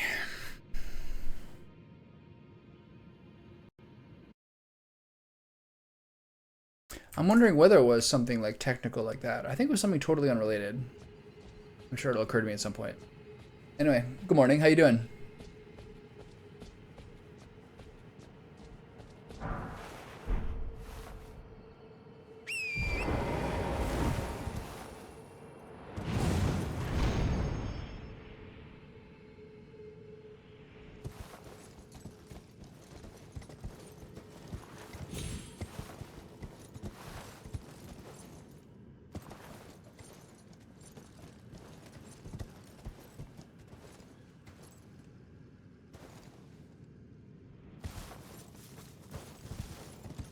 Here's my boy here. I like this guy.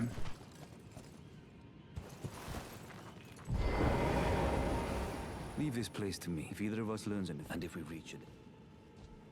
Leave this place. If either of us learns, and if we reach it. Celibus rarely gives a straight answer. First time. That sounds good. Did you eat well? Did you get some barbecue in you? I was at my aunt's house and chatting with her, and she had like the Food Network on TV when I was there like a week ago. And it was like, I think it was like a Guy Fieri type show. And he was like at like a Filipino restaurant in, I think somewhere in California or something. And it looked really good.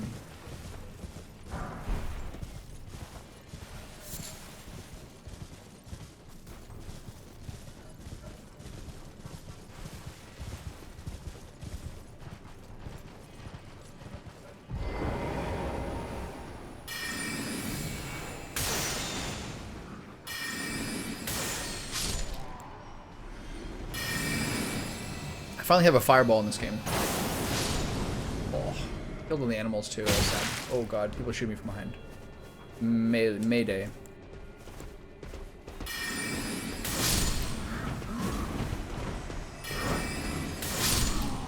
You guys got a pretty aggressive moveset. Medium tri-tips, stuffed mushrooms, roasted peppers, egg salad, and mac and cheese. Wrapped caramelized plantains with jackfruit. That's so good. I used to work for like a meal delivery company, and sometimes you kind of want to have like meatless options on the menu. And so a lot of people were trying to, like, at that point popularize jackfruit as like a meat substitute. But the problem was that they were basically kind of treating the jackfruit like a meat, in that it had like kind of like potent seasoning on it. It was not good.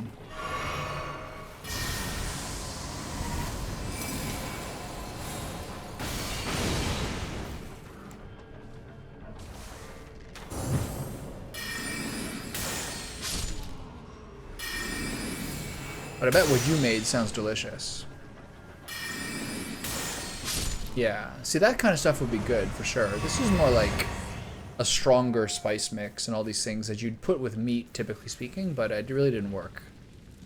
You still have to have something that's essentially sweet, aka coconut milk. So good.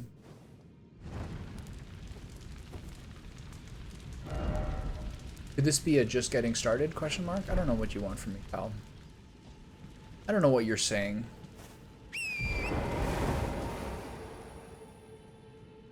So was the plantains wrapped in like a...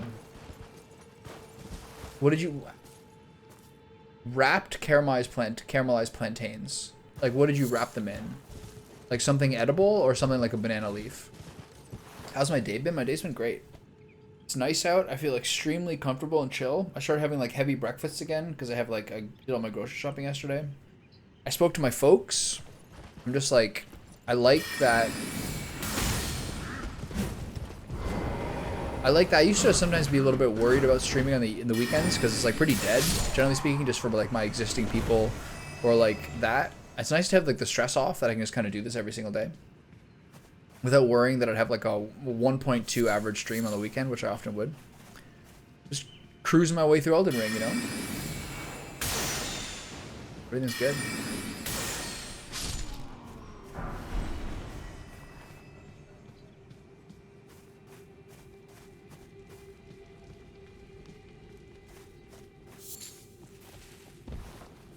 It's hard to explain how hard that boss was yesterday. With 80% magic resist, and me only having one gravity spell, which is the kind that does physical damage, and the one that I had being really hard to queue up, I had to break down and use a summon. It's the only way I had a chance, I think, honestly. But I have a lot of new spells right now, and I think the way that I tanked so much like pain and pressure in Raya Lucaria, it really got me a lot of new items and spells, which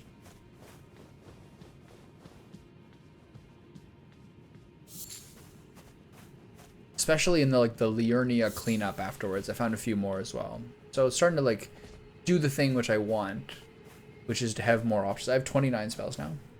Coated the plantain with brown sugar with strips of jackfruit. Coated the plantain with brown sugar. Wrapped it in with egg roll wrappers. Oh, that sounds good. Very summery too. Good choice.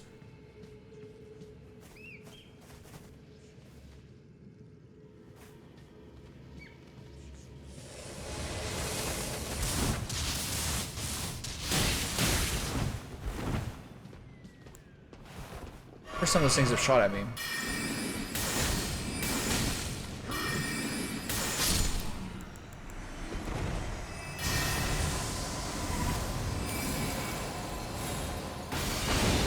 I am, yeah.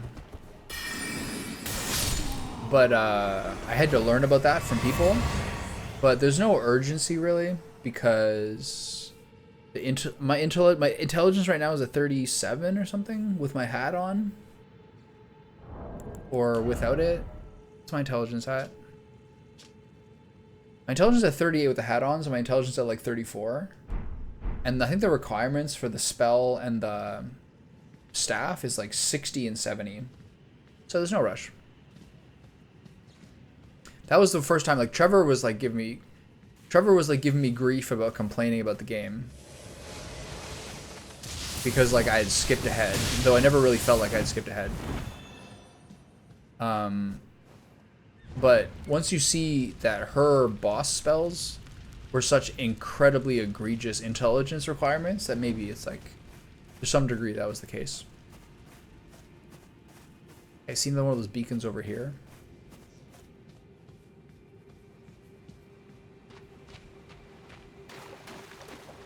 I was looking at like the the affiliate roles. There's now the option of people being moderators. As soon as you show up, the mosquitoes start harassing me. Classic. So funny.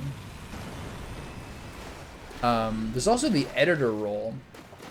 I kind of wondered how people could like have someone clearly while that person's still streaming start pulling up a video that quickly.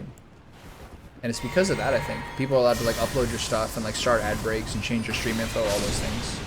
I was like, oh, that's the like limited role that people have. Explains a lot. Okay, there's scaffolding here I can climb.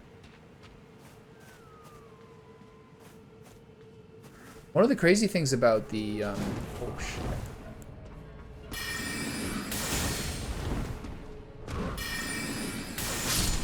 One of the crazy things about the boss attempt was that, like,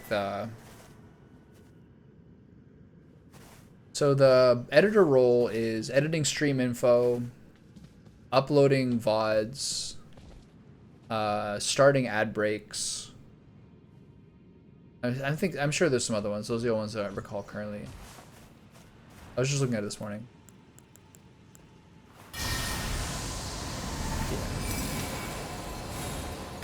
Bookmarking, chapterizing, those aren't things, that doesn't seem like that important, really. Depends on the person, I guess.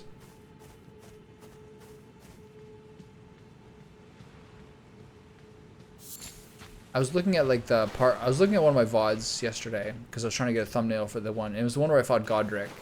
And it was yet another circumstance where like Shijin showing up was like this huge luck buff.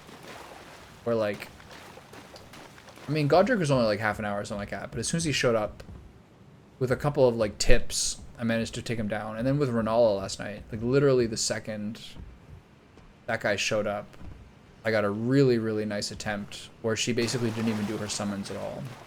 That's like my good luck charm currently. So crazy. How did I get up there? That was a ladder. My bad.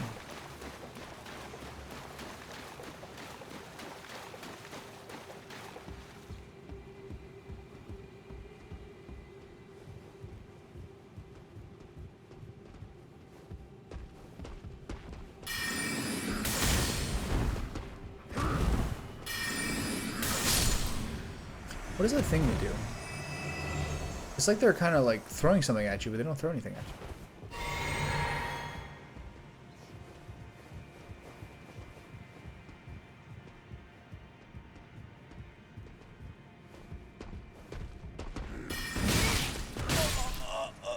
Fuck. I must have been low. I don't think those guys two-shot me usually.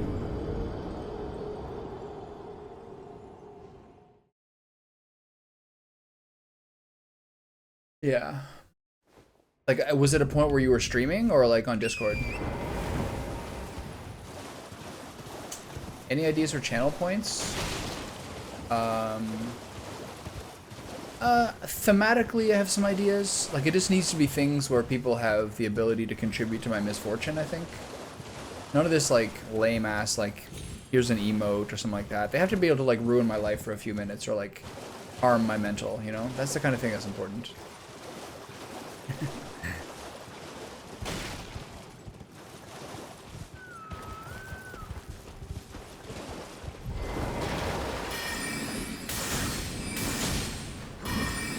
Oh, he's blocking, I see. He's blocking with a retaliation. Got it. Like, a lot of things that aren't realistic I've thought of funny ideas for, but they're not things I can really do without, like, a lot of effort. So I'll shelve those for later.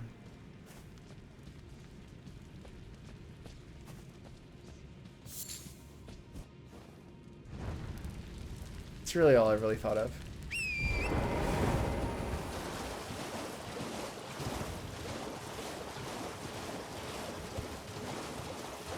I gotta be careful here.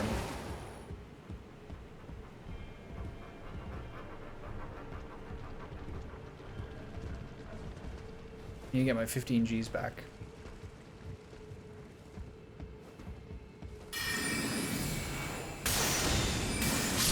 I really need to charge it. I think it's 2 shots regardless. All my souls are here. Nice.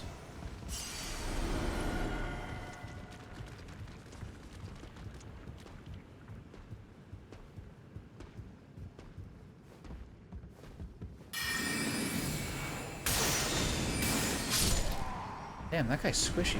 That did way more. All that for a sliver of meat. Such is life. Try edge, down ahead. Merchant ahead, try jumping. I can see it. Thank you, fellas. Very helpful.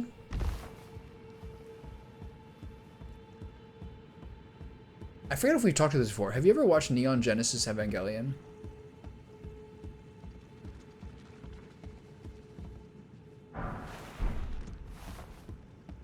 Either the series or the movies?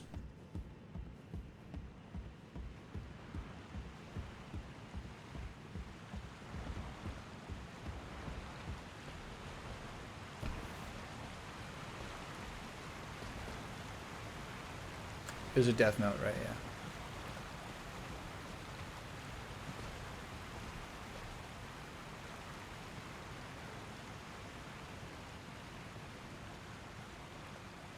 You're probably too busy watching like a 200 episode series.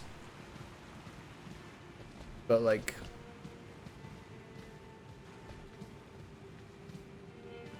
Pretty maidens in dungeons. Am I far off?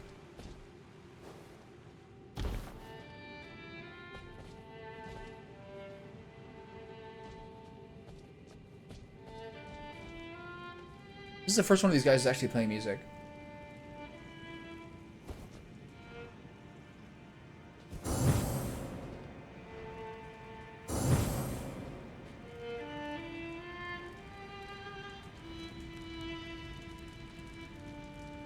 +6 hours. More like 200. This game's gonna be like 150 minimum, I think. I'd say probably like at least 3 more weeks for main game alone.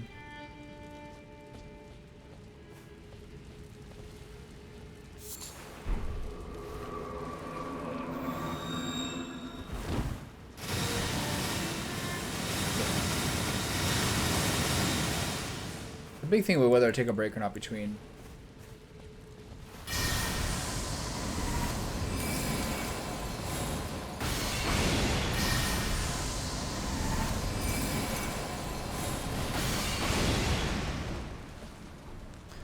Fighting that guy. Oh, a customer.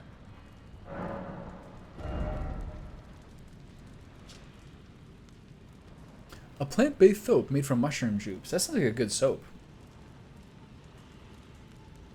This reduces poison buildup. Nascent butterfly. Stone sword key. Larval tear. I heard about these being pretty important. Not for me though. This guy's got some good shit.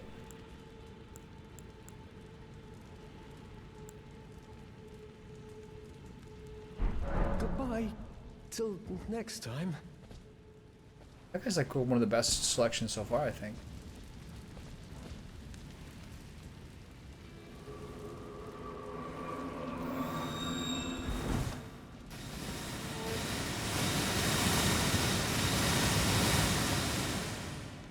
We have here.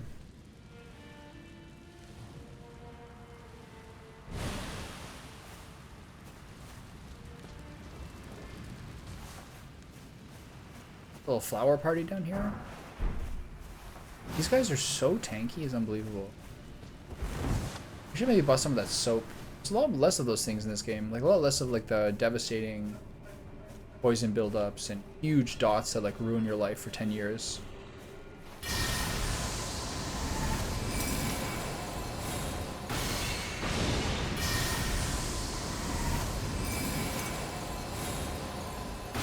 Wondering why that guy died so fast.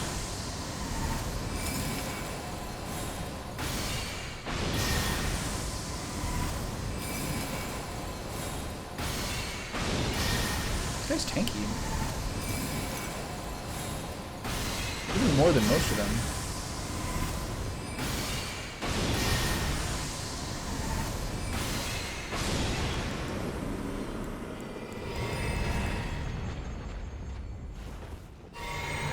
Hey, fellas. Sorry. This is too tempting.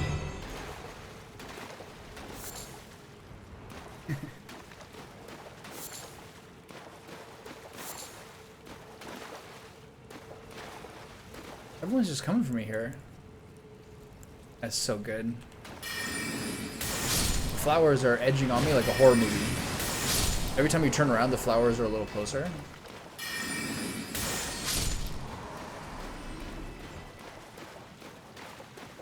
I was like sort of like in the midst of things and a bit busy yesterday, but like trying to play it. And these games are a little bit hard for banter, I think, to some degree, because I'm like actively trying to like figure stuff out constantly. Yeah, flowers and poison are scary. It's been all those stories. But with like getting that email Friday and kind of being back and it being summer and all these things, I just want to say I really appreciate all like the time we've had to like chill and hang out and like the pop-ins, and it's nice to sort of like hit the goal that I was sort of worried about hitting for a while. I was kind of like wondering how the summer would go if I didn't hit it, and like how much longer I could like, I don't know, keep doing it to some degree. But I just wanted to say that I really like appreciate like anytime you ever pop by, and I think it's great that we've been able to like have some good friendship time as well. And then next time I can get a couple of people in here again when I'm nearing the end of it, we're gonna have a little dance party. I had a slight one yesterday, but I got more dance parties in my future. I mainly just wanted to say that I appreciate you.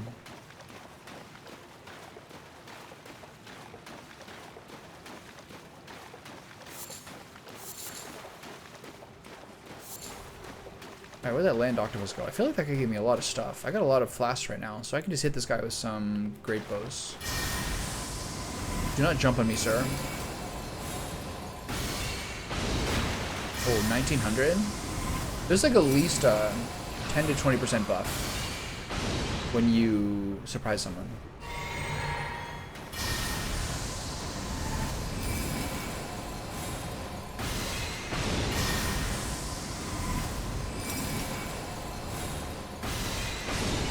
I love this spell.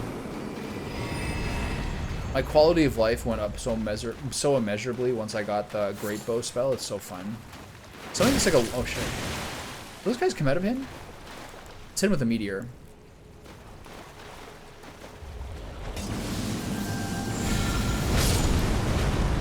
So satisfying.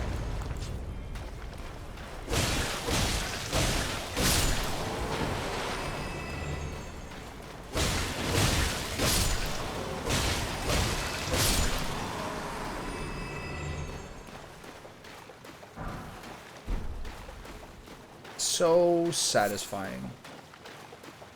Butterflies? Give me those. Yum, yum, yum, yum, yum, yum, yum. I think those butterflies are something I could have bought from the guy outside. So he's just been collecting butterflies. Trying to sell for a profit? That's just lazy. I can just go outside and get some myself. Okay, another one of these guys. I feel like they give me a lot of souls. I'm pretty close to a level right now. I got this spell. Are you familiar with this one? The Cannon of Haima. I finally have like an AoE explosion, which is all I've been looking for, basically. So great.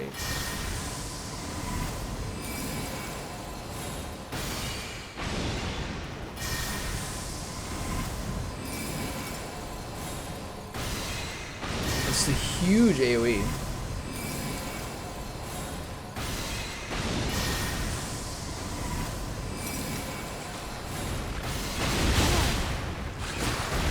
I'm dead.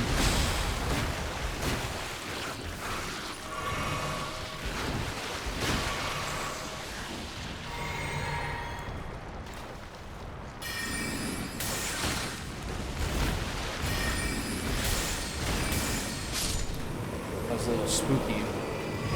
Okay, so I think a bunch of these guys are going to spawn out of his body, right? No, the cannon spell is great. Let's see this. There's a group of the land octopi here. So check this bad boy out. I mean, there's more here. Okay, fellas, hi. Let's gather together. Thank you. So I find this is really the spell I've been looking for, essentially. You can charge it up. It It has a pushback and that range. So now I have a basic, like a normal spell, which charges up, and the arrow, and that cannon. So I now have 3 charge up spells, which is so great. Good afternoon, friend. How goes it in your world? Did the LCBO go on strike? And like the way that it pushes people off, like when I was in the mines, like those like smithing stone mines, it would push them off even if it didn't kill them. It was so great. Okay, so most of this is covered. How much is my level? How close am I? I got it. Okay, go back. Kind of fluey.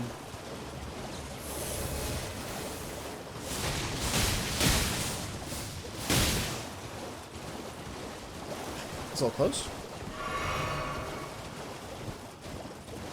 You got a good stockpile? The wine cellar is well stocked. Okay, see ya. There was a beacon somewhere. I forgot the light. So you feeling like chilly and feverish or what?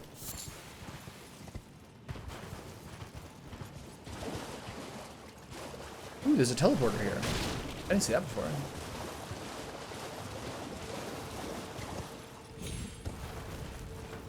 Oh.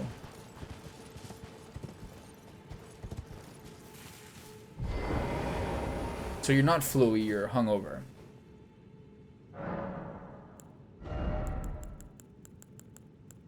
So here's the thing. Intelligence is the one that gets breakpoints for equipping more stuff. But at this point, because of my talisman, my mind spell, basically my mana bar is getting 100% filled up from flasks, which is almost like maybe it means I have too few. So I guess I'm going to keep... Wait, didn't I have enough here? Oh no, I just misread things. Oh, okay. Alright, that's good. How much do I need? 4 of them?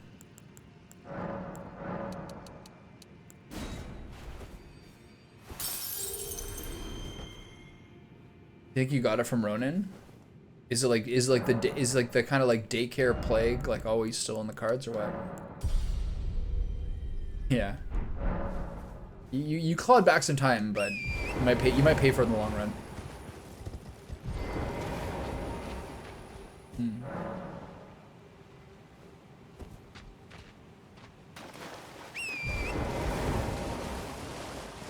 So my mana bar is back above my health bar. It's been a while since that was the case. For a while my health bar was bigger. When I rushed Vigor to 20, my health bar was bigger. Now we're starting to get back to normal here. Okay, so there's somewhere I saw a beacon.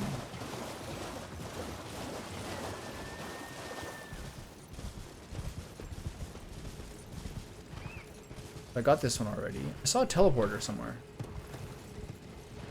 Where was that? How do I like the well? I mean, everything's good today. There's kind of like a cyclical nature where every second day the game is very tiresome for how big it is, and every other day it's like really enjoyable as I explore. So today's a chill day for sure. I saw that teleporter somewhere. Where was that? Yeah, that was a big one. And then when you open up on the other side of the temple and you see how like beautiful and large the area is, that was really cool.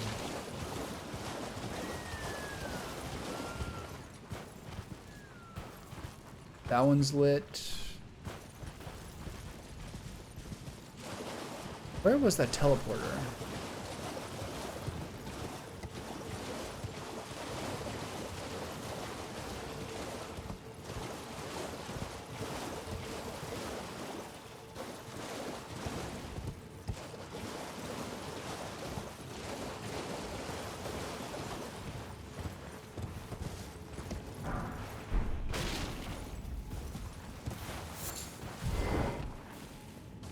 Okay, where are you gonna take me, sir? This is a different world, I wonder? Yeah, the previous one, the one in Liurnia, was the first well that I did. And that was like hours. Where am I now? So it's still the same zone.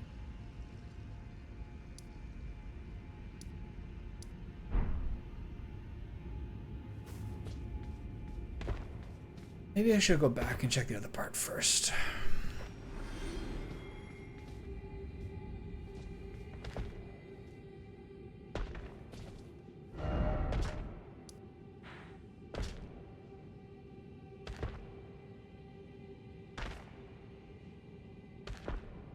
I don't know. These are really far apart from each other. But you know some details I don't, obviously. There might be two different wells. I did think I saw two, but there might just be two entries to it.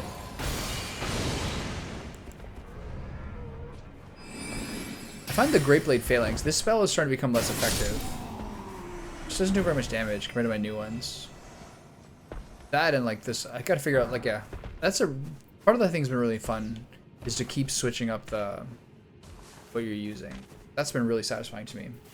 Because if you think about it, like, usually when you play the game, like, you choose like a stat that you're maxing out, and then you probably like use fairly similar weapons for a while. Although obviously there's a ton of different strength weapons and dex weapons, whatever. But I've been really enjoying the flexibility of the int playthrough. Although sometimes it's been too limited. But this is a good part. This is a good period right now. I think I really sucked a big D with going to like do all the stuff I did before, but now that I'm through it, the whole Raya Lucaria thing and everything, now I feel like, one, because I'm backtracking, one, I feel like I really made a big jump in strength, which is nice. Yeah. Where you said regularly, I thought that said legally, so I was like, is there Elden Ring cops that like keep you to a weapon limit? I don't like making that joke because I think people being like, oh, did you say X? I thought you said Y, lol. I think that's like the laziest, stupidest humor in the world, but I couldn't help myself. Yeah, beep, beep. Okay, I got that one already. So this is just teleporting you within the same area. The troll wagon carry you away. Stuff you in one of those chests. So funny. Okay, so there's another grace right here. Okay, whatever. Oh, good. There's a beacon over there, lovely. The crabby. Okay. Can you make it up here? I'm gonna kill you now. I don't care for your attitude, Crabbo. But I'm so, as I said a couple minutes ago, I'm so happy to have multiple spells with like a charge mechanic now. That's so great.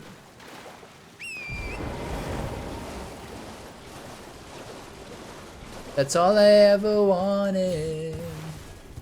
That's all I ever needed, yeah.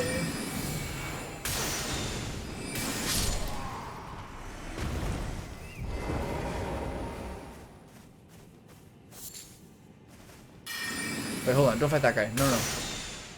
This guy, I fought this guy before, but this guy seems to be like a nice herbalist who's got a bunch of animals he's hanging out with. So this guy can live. Yeah. I got a bigger gas tank, basically. So tell me what to do now, cause I want you back. That was one of, if not the first of like the big in-sync hits, I think. So basically, if you're like all gas, no brakes. So the intelligence stat is your gas octane, is your fuel octane, and your mind stat is the fuel tank. That's how she works, if you think about it. A very underrated NSYNC song is the controversial take that they might have had the best ballad of the two major boy bands. They had This I Promise You, which was, by the way, written by Richard Marx. I would say that might have been the best ballad of both of the boy bands, except it might be too cheesy. My favorite Backstreet Boys one, I believe, is Shape of My Heart. There might be some other one that I can't think of currently, but I think This I Promise You and Shape of My Heart were the two best of the ballads from that boy band era. One time I was so into it that I was watching a video where they're performing it live, This I Promise You, and they had Richard Marx with them playing piano. And then for like the big bridge that JC Chasez normally does, they got Richard Marx to belt it out. I was like, oh yeah, that's my guy right there.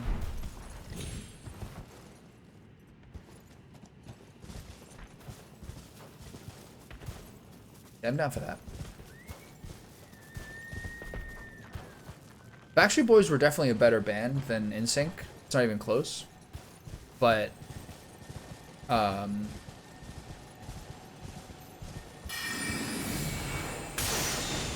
not fall off that edge. I repeat, do not fall off that edge.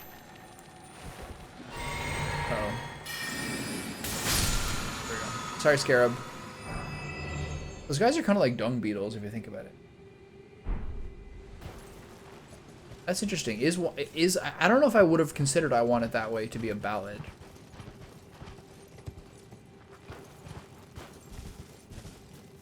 Seems like more of a pop song to me. I know those two things are mutually exclusive. It's not like sappy enough. Or maybe they're all ballads. I don't know. It's all a matter of opinion.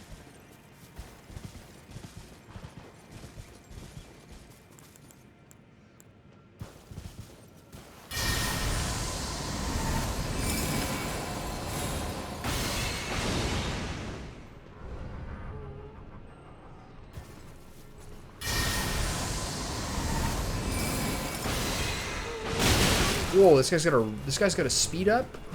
I've never seen that guy do that ever. He charged me. Oh. I'm panicking using Meteor. Everything's fine. I wish you could cast spells in midair in this game. Whoa. There's a rat on me, Mayday. He's still attacking. I'm dead. I'm dead here. 5-hit combo? Shape of a Heart came out first. I'm pretty sure. I think that's the previous album. I Want It That Way was kind of like their...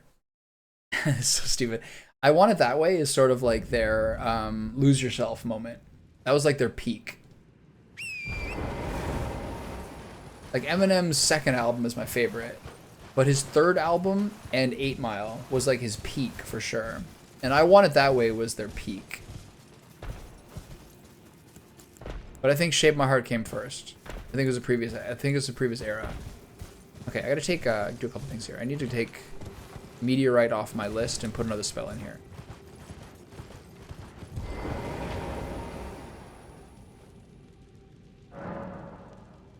Like the previous era before I Want It That Way was like, they didn't have that many big songs in that album.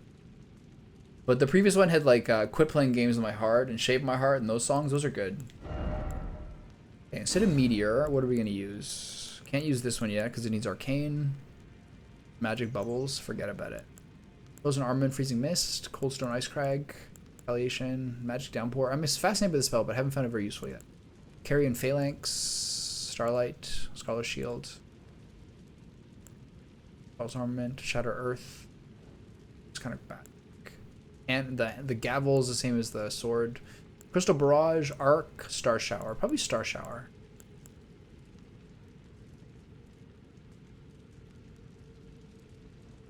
Now let's leave it the way it is. Maybe, but I want to report on how you liked your McDonald's the other day. We spent all this time talking about what I want for my order. By the way, do you remember when Kyle was saying that he would get...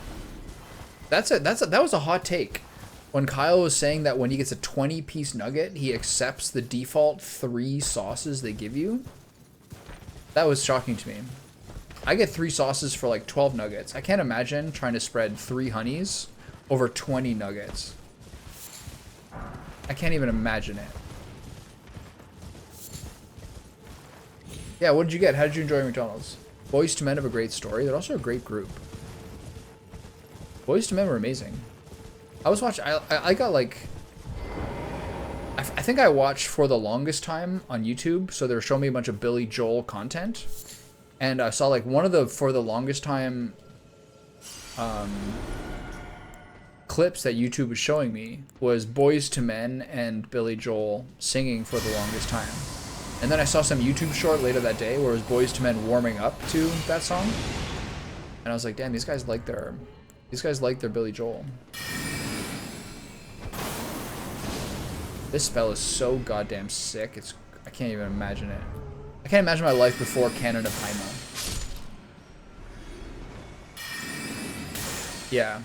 I don't think the red meat things at McDonald's are very good. Yeah, they're all like Philly guys. Boyz II Men did One Sweet Day with Mariah Carey, which is still like one of the most viewed songs in YouTube history, and like one of like Mariah Carey's most viewed songs. Obviously, Mariah Carey's most viewed song is the Christmas one, but One Sweet Day, which I kind of remember that song actually. That was a huge hit, and that's like one of her most popular ones. I think McDonald's depends what you get. Sometimes nuggets work.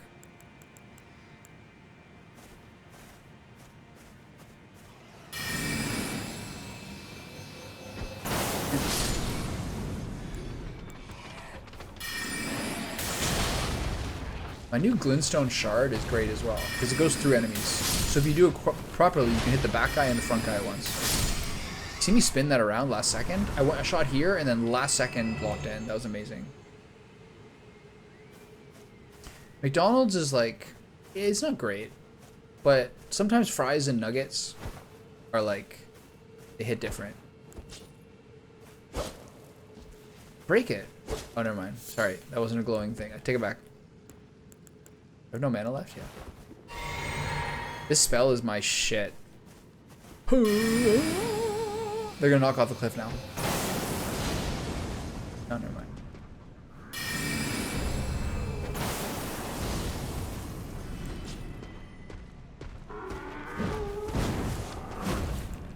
Take it back, I'm sorry.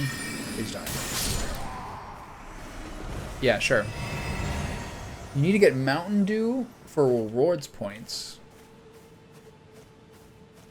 How much reward points do you got? Are you only gonna get Mountain Dew? What else are you gonna get? But yeah, I'll be there in 5. I gotta just finish this whole. I gotta finish this whole well, and then I'll grab you. You don't want to do. You don't want to do delivery.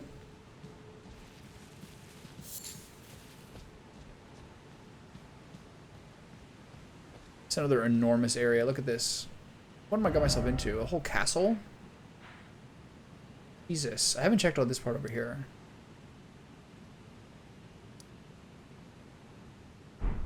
Yeah. Nuggies channel points? I have to deliver them? Nuggies are so good.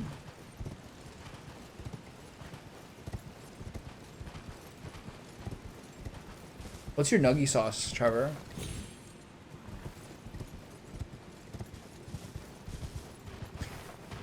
Are you a honey mustard guy?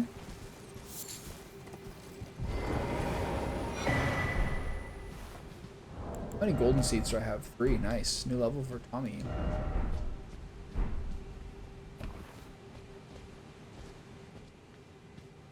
It's an enormous area. You like sweet and sour? I don't know.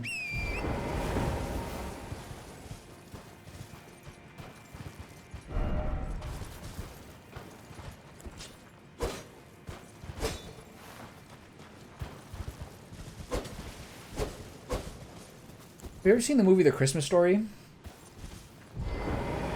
Where they go to the mall on Christmas and the elves are there and he goes to go see Santa and he has to sit in Santa's lap to ask him for the BB gun and then he like locks up at how frightening the elves are.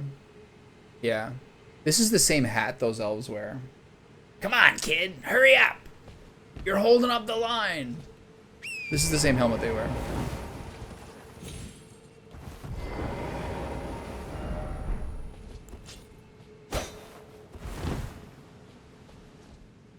So here's a FromSoft thing that I don't know. Are there different hidden walls that open for rolls versus attacks? Or do the rolls and attacks both equally serve to expose the same hidden wall? Stone Sword Key, nice. Christmas Story was the #1, was the only really Christmas tradition, and one of the very, very few traditions my family actually had. Is we'd watch The Christmas Story pretty much every year. I mean, eventually we kind of ran out of gas on it, but now I like watching It Happened One Night. No. Yeah, It Happened One Night. That I like more. Is that what it's called? What's the Jimmy Stewart one called?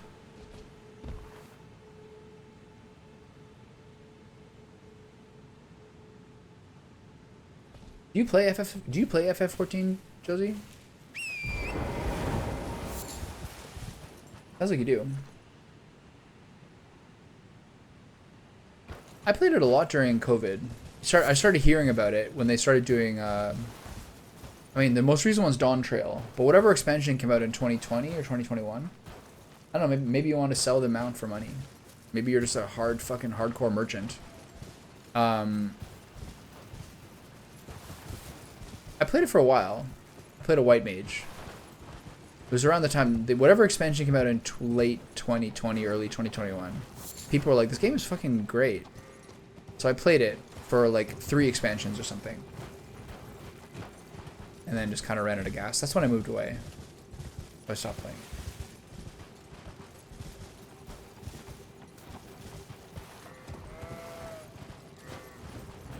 That's fair, man. The body has to suffer for the mount, you know what I mean? You have to drink the Mountain Dew.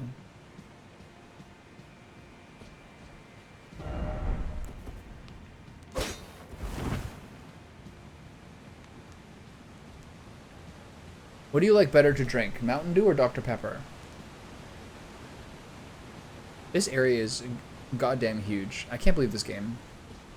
The scope of it never ceases to amaze me. Time for Stay Calm and then Gorgeous View Ahead. You don't like either? It's not an option. Dr. Pepper's awful?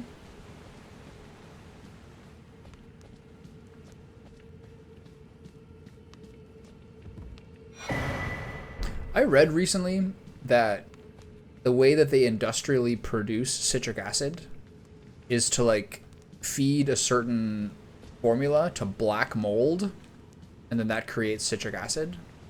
And though at some level some people will be like, it's just citric acid, it's just whatever COH2 or whatever it is. It doesn't matter what the source is. That's also like a very horrifying prospect. Dr. Pepper is fucking awful. This is only slightly related, but one time, I never in my entire life knew what cream soda actually was. And then I went to some place that did like a homemade cream soda or something like that. And you realize that it's just a vanilla flavor. And I was like, oh my God, I've been drinking this. My entire life, I had no idea what made cream soda taste like cream soda, but it's just vanilla. I never put that together. Honestly, especially since I really try to like avoid like as much plastic packaging as I can for my drinks whenever possible, though it's not that possible. You still get like milk and so many things in plastic all the time.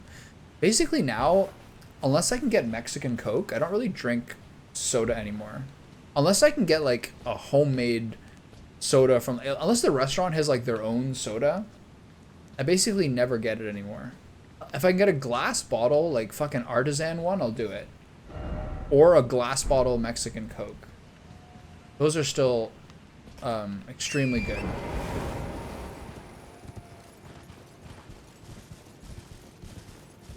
There's a place, Trevor, I'm not sure if you've ever been there before, but have you ever heard, I only drink Coca-Cola Icy because it's free for me? That's fair. There's a place in Ontario, Trevor, I'm not sure if you've heard of this place before. It's called Leamington, Leamington. And Leamington is right on the American border, near Windsor. And it is like a place that's like a haven for, it's like a huge greenhouse area. I guess because it's one of the hottest places in Canada. Because that's one of the most southern ones. So it's a place with like 1 million greenhouses and stuff like that. So what's funny about that is that even in Canada, I'm sorry, sheep. I didn't mean to do that to you. What's funny is that even in Canada, if you ever have a place that's like a garden center or a place that's lots of greenhouses, even if it's fucking Canada, it's still a place where they get Mexican workers to do it. So since this place is so rammed full of Mexicans because of all the greenhouses, you walk down like this Canadian small town, you walk down the main street, and it's like you're in Acapulco. It's like the whole main strip is like 50% remit shops and like taco places. So I was in this random ass place and I got like the best tacos. I got the best birria tacos I've had in like years, and a glass bottle of Mexican Coke. I was in heaven. It was a great summer day. It was so good. It was actually like a top 3 birria I've ever had. Power gathers somewhere and horned remains. Ah, I know what that means.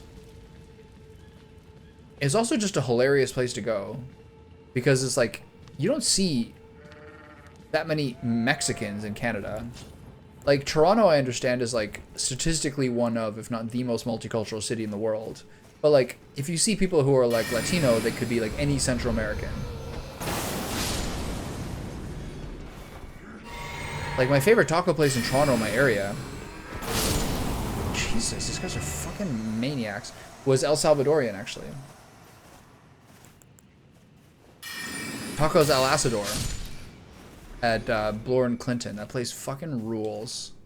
It's so good. They have the best breakfast ever. St. Clair West? That makes sense.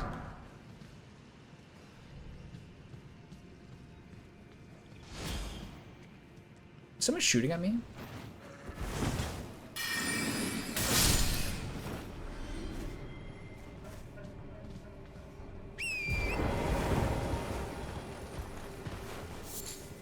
Tacos Al Asador has a breakfast that's like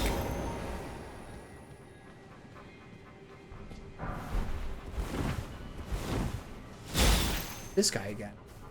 My nightmare. Tacos Al Asador has a breakfast that'll give you like 4 or 5 tortillas and a thing of and a thing of beans and rice and plantains and avocado.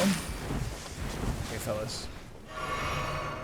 And it's just, it combines together into these like incredibly delicious bites. And it's a peak breakfast with good protein, and it's not greasy. These archers are insane.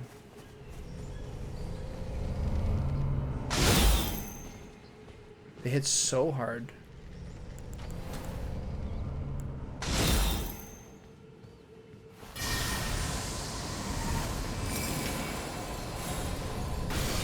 I think they actually have the same ability I have.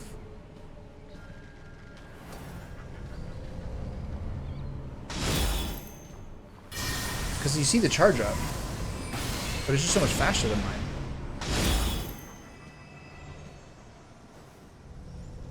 I don't think I can hit this guy from this range.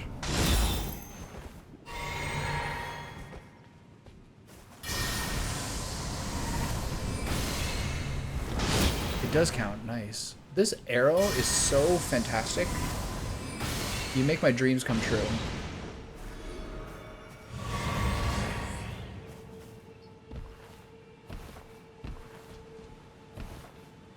I saw some clip of Billy Joel on Howard Stern, and it was funny because they're talking about he was like sitting at a piano and talking about his songs, blah blah blah.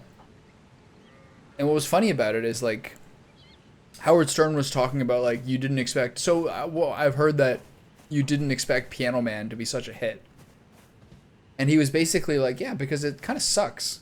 Like I never expected like a simple limerick with like such little complexity to be like one of my biggest hits ever. It was a funny click. He's like, listen to the lyrics. It's basically just a limerick, and then the song doesn't change. It just goes up an octave, and then does this other thing as well. It was really funny. It was like a very it was a very endearing moment about Billy Joel being like, I don't understand. This song's fucking brain dead. I can't believe it became so big. I mean, everyone likes it, but it's just a funny thing to see. These rats are mobile.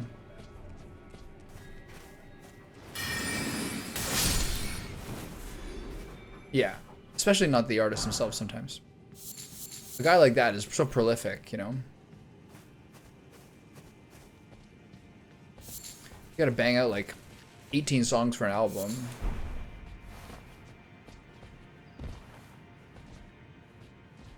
Okay, so there's more parts of this thing I haven't seen yet, but let's go up here and see what we see.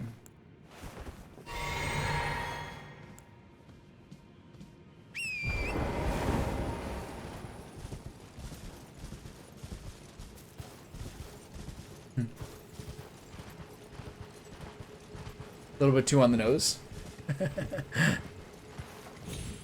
How'd you feel about that?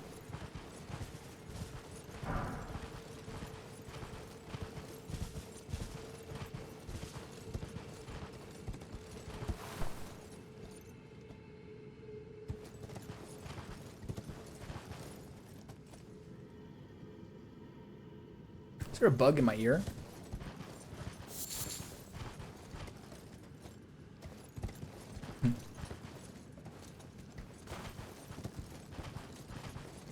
That's good. Okay, what are we gonna see here? Is this something consequential? Clarifying horn charm. Raises focus. An accoutrement worn by ancestral followers raises focus. I guess they're kind of implying maybe I need this soon. Like the ones I have currently.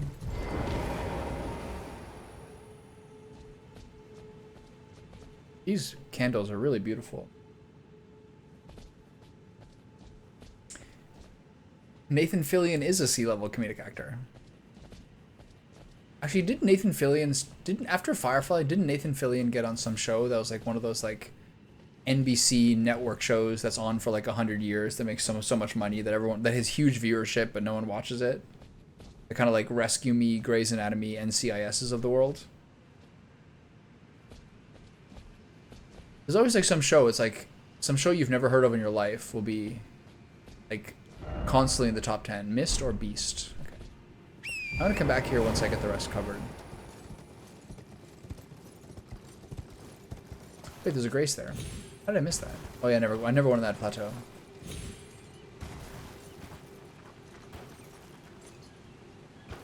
Yeah, Castle's a big show, right? It's one of those shows like The Mentalist or something. Or if you're not like 50, you've never watched it. But like those shows have like this top end amounts of viewership.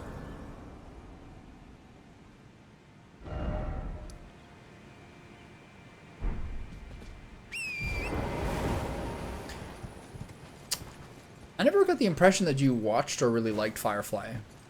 Have you seen it? To some degree, I kind of think it's up your alley. I just don't remember you ever mentioning it. Oh, I should cash in my golden seeds for a flask thing.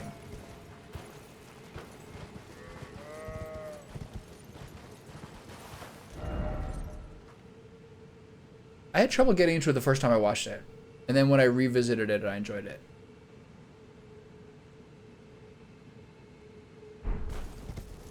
But the first time I started watching it, I was like at a friend's house, like staying for a week, so I just didn't have enough time to like. It wasn't the right circumstance by it. But upon second viewing, I really enjoyed it. One thing it does very well is it has a very good structure for like the episode of the week format. And the other thing it does very, very well that is honestly close to necessary for a continuing TV show, especially one with a episodic nature, is to have a will they won't they dynamic between two of the main characters. You absolutely have to have that in a show like that. And they had that with Nathan Fillion and Moreno Baccarin, who is like also like one of the prettiest women in world history. And that's a very, very important thing for a show like that to have. Sam and Diane, Fox and Mulder, Fox and Scully, Mulder and Scully. Sorry, my brain turned off there a little bit. You gotta have that.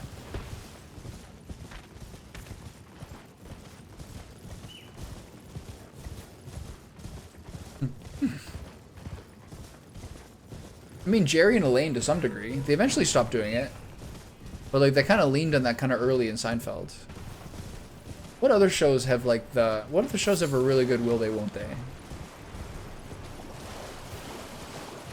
I think it's so important. Yeah.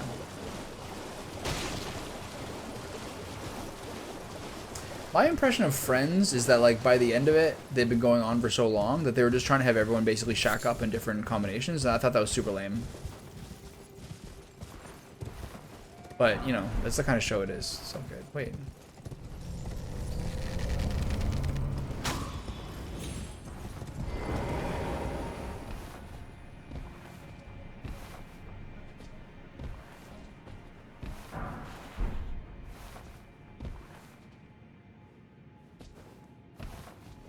Was it? Where's this going? What are some other really, really popular shows for that kind of stuff?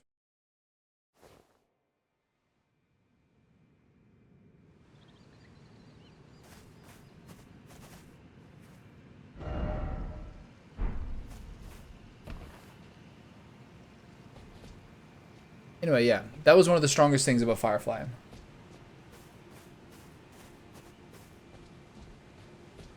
Okay, so I'm up to a higher part now. This is good.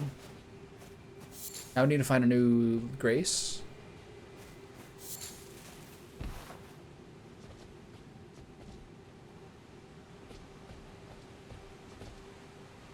This level is so absurdly big, I can't believe it.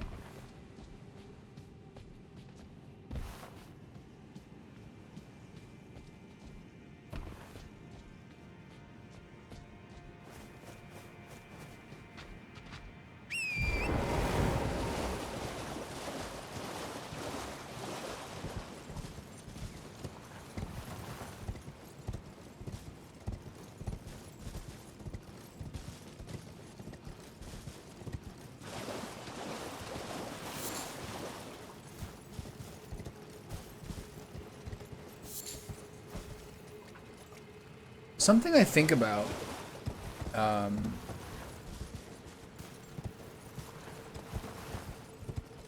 is this is an overgeneralization, but there's a certain point where like comedy movies, and to me this kind of like vibes with the like, this kind of started with like the Judd Apatow, Ben Stiller era from like late 90s on. I kind of like, I originally thought this was mainly a Judd Apatow thing. But now I kind of like was starting to think about Zoolander and things like that. And this even like applies to things we really, really like Frisky Dingo and Archer and stuff like that. There became a certain point. This also became around the time, start at the same time that when you start noticing advertising, that like the standard couple from now on is always like the dipshit guy and like the normal, well-adjusted wife. There started to be like a trend kind of in television where what became funny became like, how well can you write like stupidity? I guess to some degree this is Always Sunny in Philadelphia. It for sure is like the Judd Apatow like 40-year-old virgin style stuff. This is for sure like Archer and Frisky Dingo.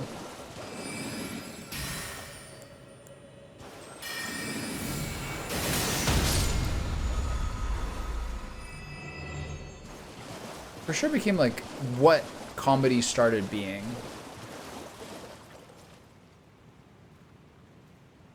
Who's this guy?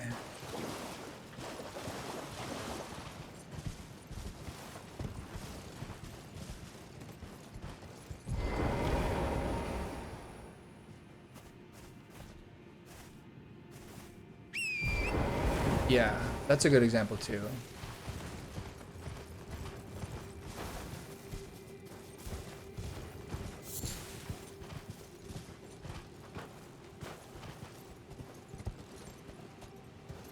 I was always a big Buster fan.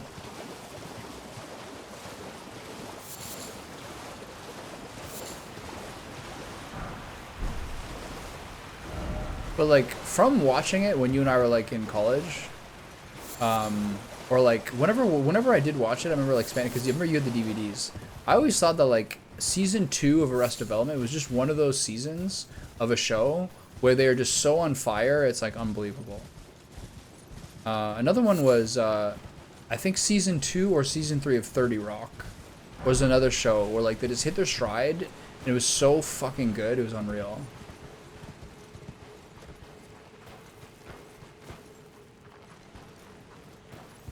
Later on, I didn't have the same feeling about 30 Rock. Later on, it got too silly. New like celebrity guest every single week. But season 2, I think, was the one where I was like, this is nailing it.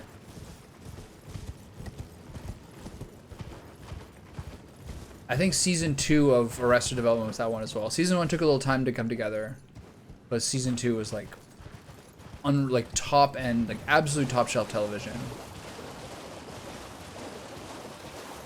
Yeah, later 30 Rock episodes, they keep trying to make episodes, and by that point Tina Fey was kind of like a parody of herself. And the music was just like silly, it was just fine, it was always kind of silly, but like it just became, it was boring.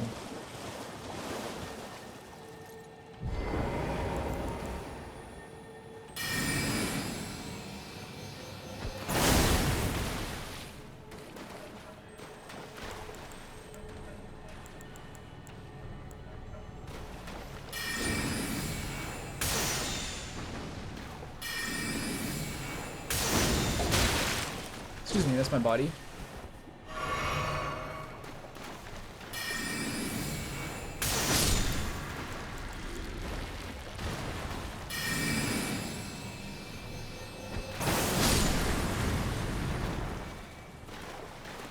We're having a great time.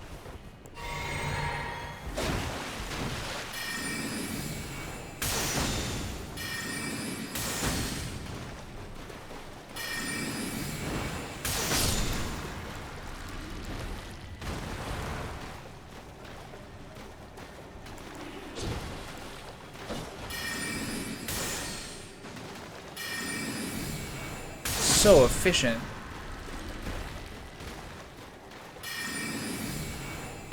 Wait, quit it.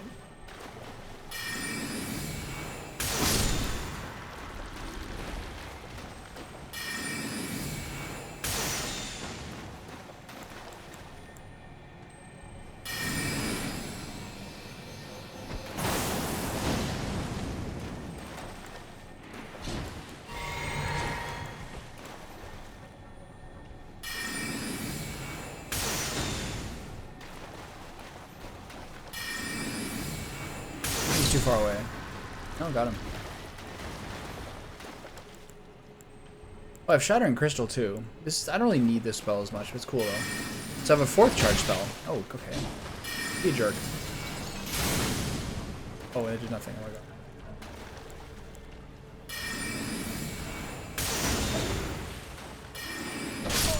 Oh, I'm dead? Shoot. I didn't see how low my health was. AD also hit the ground running. The pilot was amazing. I don't remember the pilot.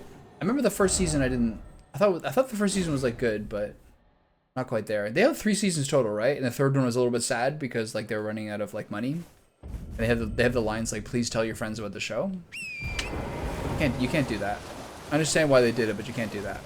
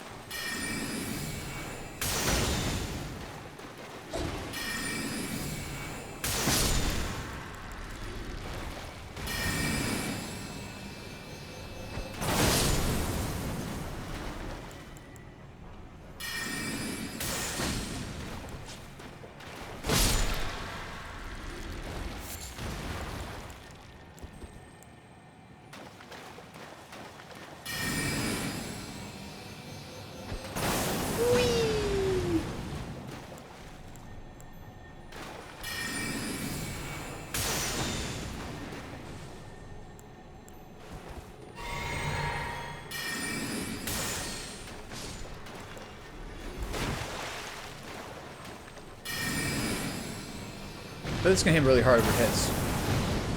Oh, nut.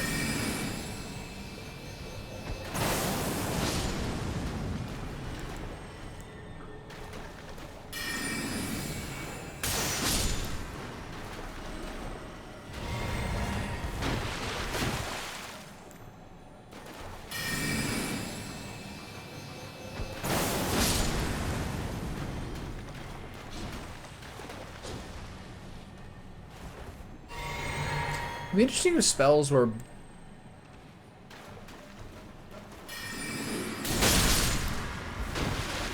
be interesting if spells are blanked out if you couldn't afford them. I think they are sometimes.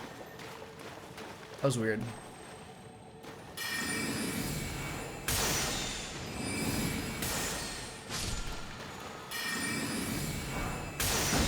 Got a new bubble, nice. This guy's so tanky. Oh! Please not kill me, sir.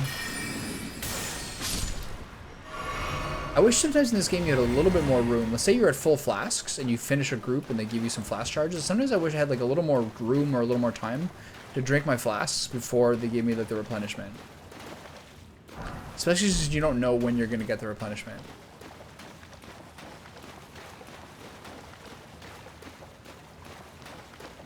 No big deal though.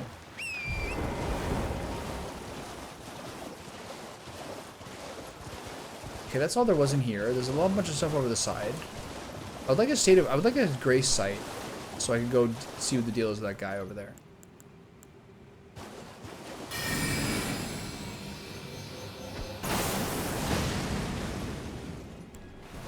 I think it does block it out. You can't afford it. I just was ignorant.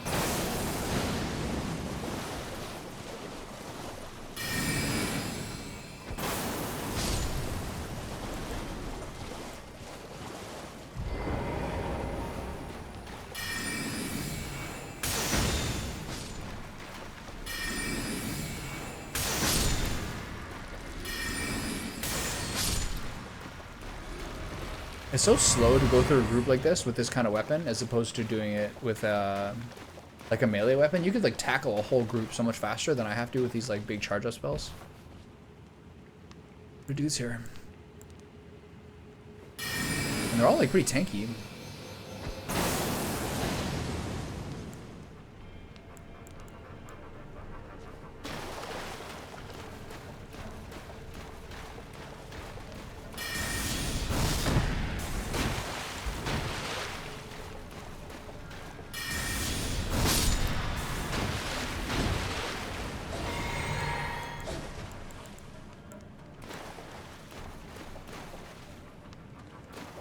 Oh, hey boys. Sword's pretty good here. The cannon is too. Let's try to group them all together here. The more guys I get, the more. They're also slow. The more guys I get, the more efficient my mana is. Don't get stuck in the corner.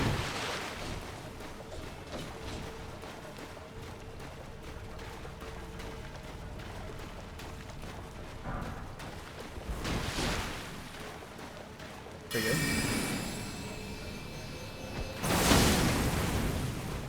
Group them back up.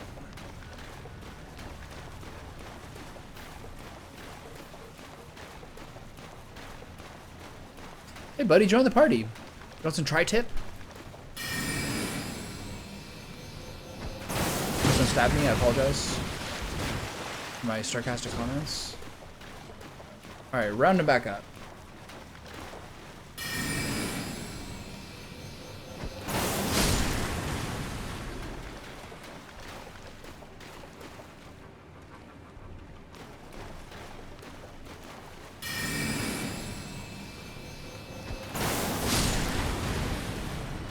She's doing so little damage.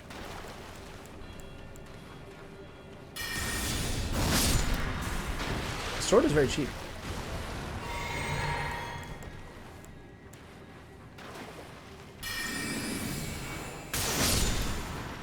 With how quick the attack speed is, kind of like feels like it's pretty slow to use the cannon.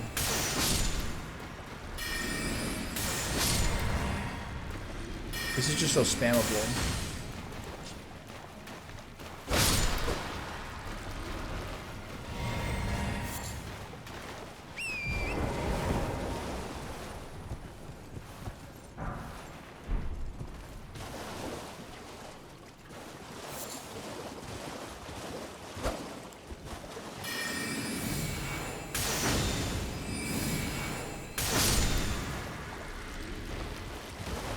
Okay, I got a lot of stuff there. This has been a relatively easy place, but I think also because this is like first area, and I should have done it first.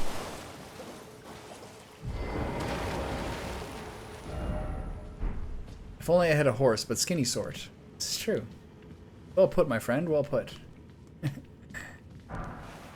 Dragon wound grease, okay.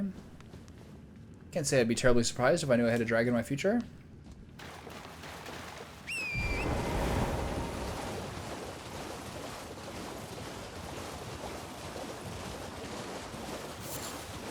Okay, so am I gonna have a grace site up here?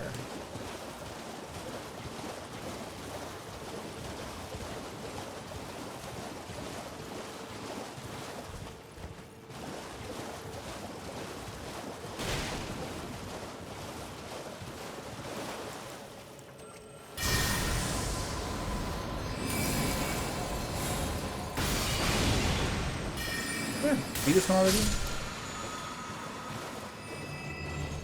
There's flasks. There's this guy. This kind of seems like a fight, you know? But we're pretty well stocked up.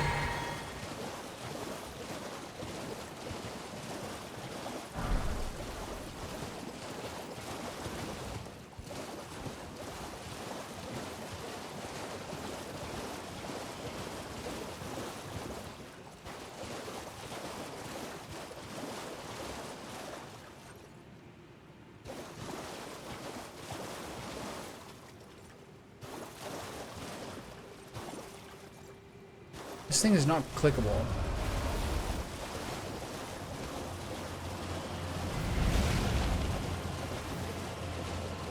Remember these guys being pretty easy. I'll get the statue of Marika, this will be fine.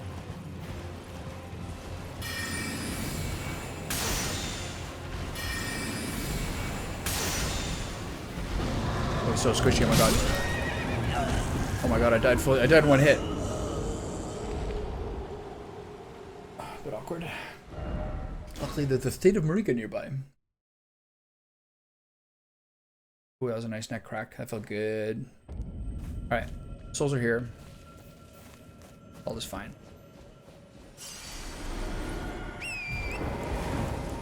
Hi, buddy.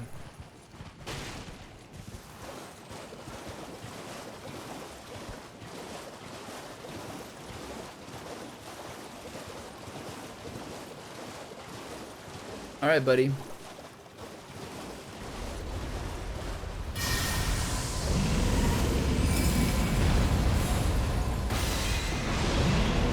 Boy, there's less than this. Why does that do so much, I wonder? My Horthy. I guess because I have the glintstone sorcery things? Or I hit his head by accident?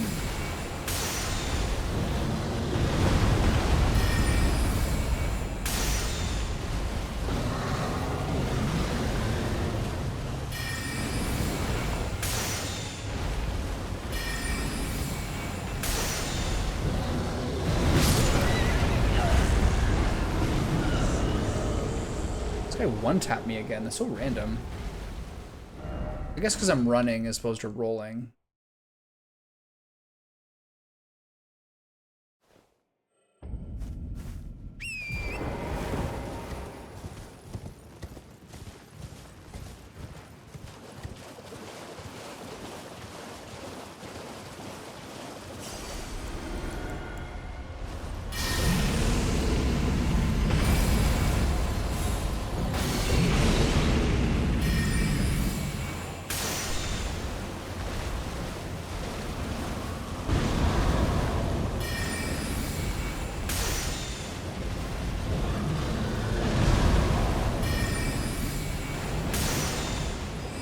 There's a headshot.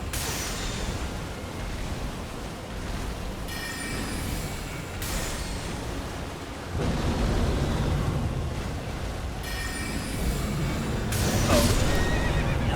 Damn it, it got me again. So that one lunge seems to be like the move that kills me.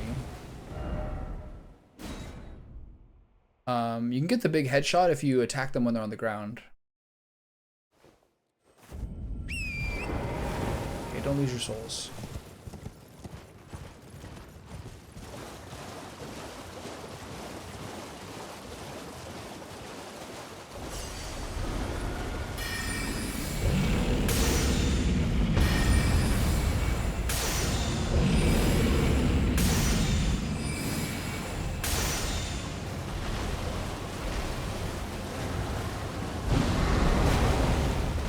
I did that myself for sure.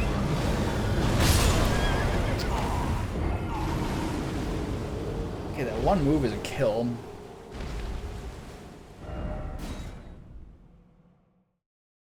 It's got a pretty good lock-on on it.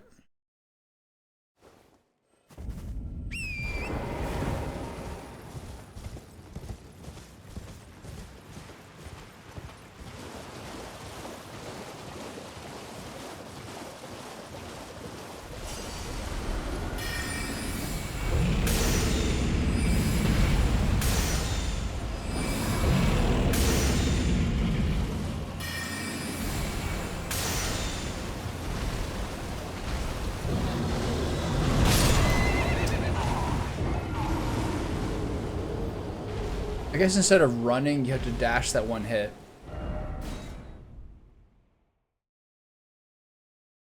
A little scary.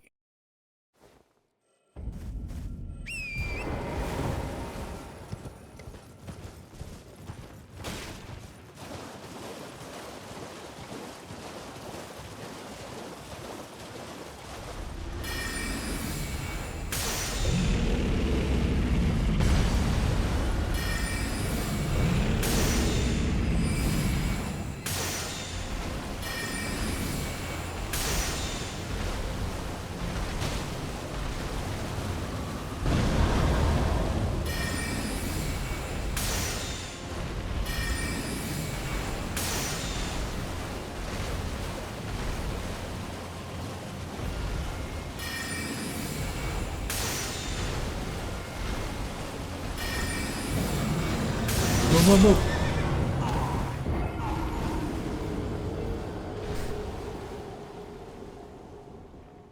He's got one move. He's a one-trick pony, but it's a very important trick. And I was like just in mid-cast when he did his lunge there. Alright.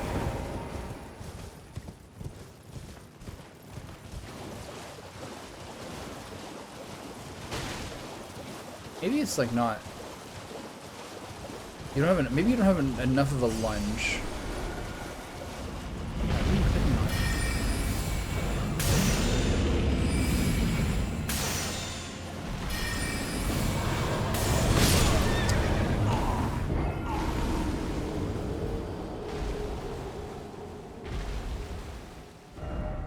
I'm just gonna stay off my horse here. I'll try one more time, just like kiting him. Try to stay away as much as possible. It should be high, it should be doable.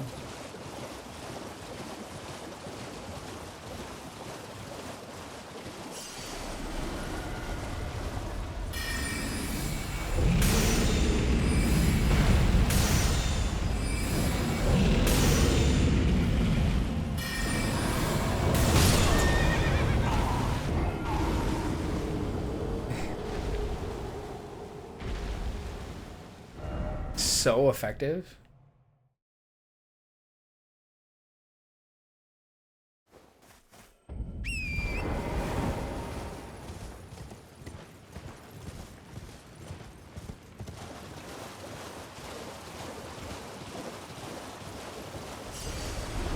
I get him to half, and the first time he hits me, I die.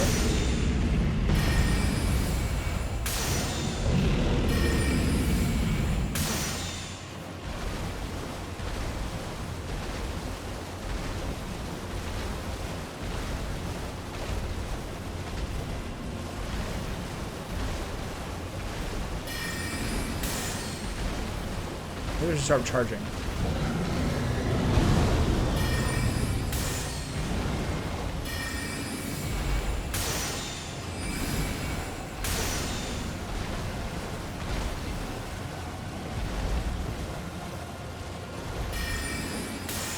I guess I've been insisting on doing the charge, which is not helping.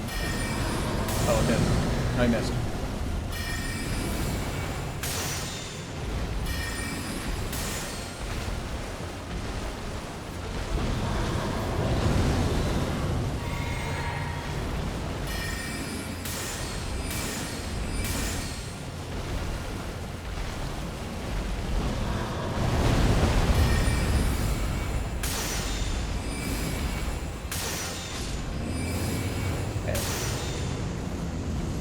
Said to kite a little better.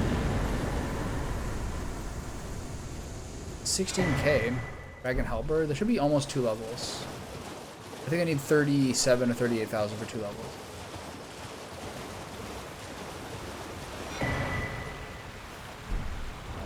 America's Scar Seal. Raises attributes but also increases damage taken. Raises mind, intelligence, faith, and arcane but also increases damage taken. Interesting.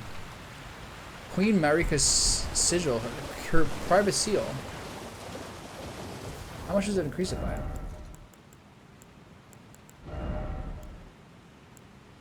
Three,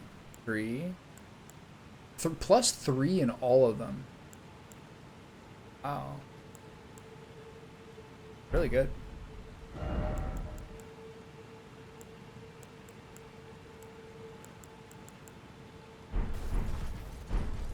Might use that.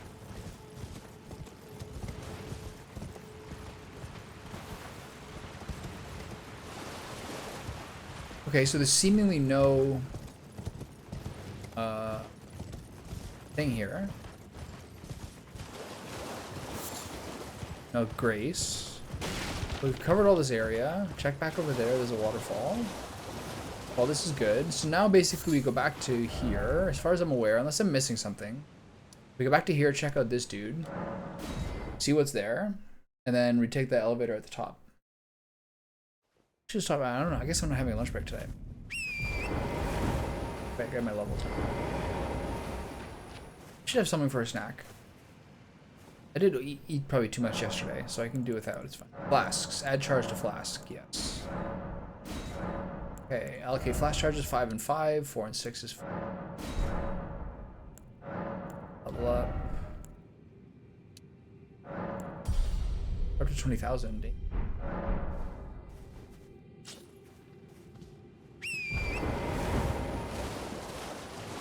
Oh, each of the beacons would light up one of these, so you could tell there was 4. Interesting. Okay. Didn't occur to me. That Elden seal is actually super cool. Taking extra damage is not great. We'll see.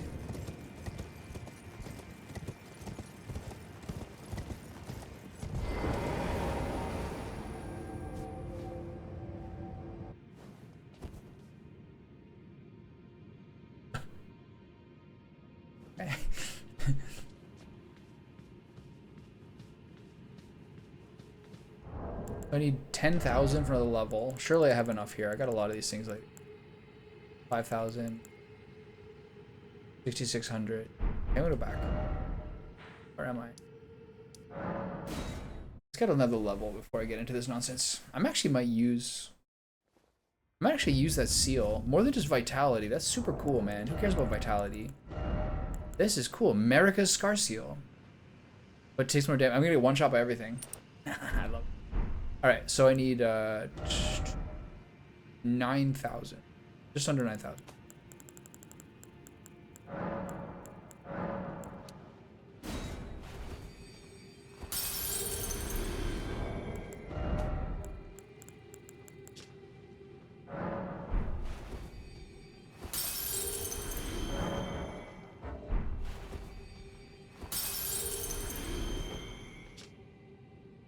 I need 1,000 more.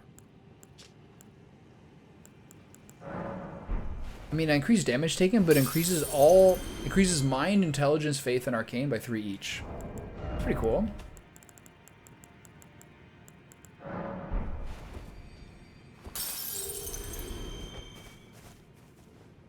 I'm gonna get one shot though. But if it's anything like that, ring that you ripped me off of in Dark Souls 3, it's only like a 3% damage increase. I could look it up.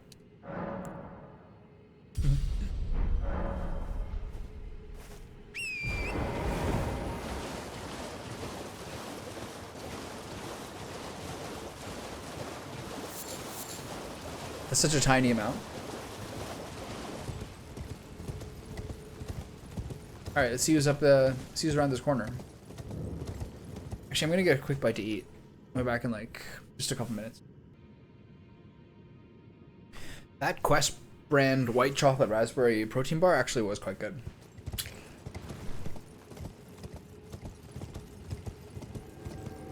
It's like the flavor was like a bit too much when I first got it, but it grew on me. It's a nice aftertaste. Okay. Well, how difficult do I think this boss is gonna be? Let's find out.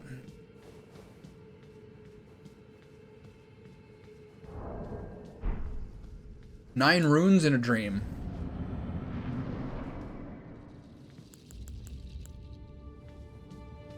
On my way.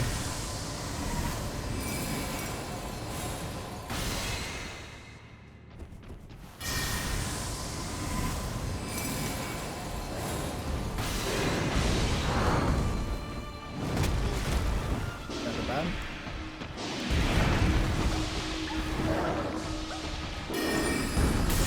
Jackalope ass boss.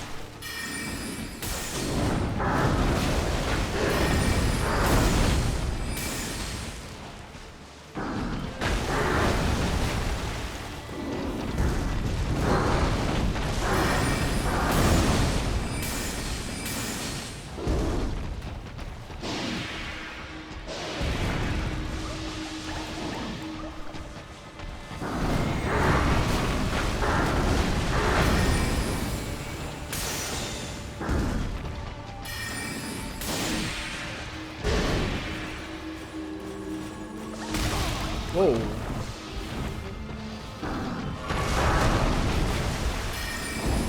This guy misses a lot. That guy misses a lot. I'm also at the point now where, like, I'm at the point now where I have so many flash charges that I want to change my... I have so many... what are they called?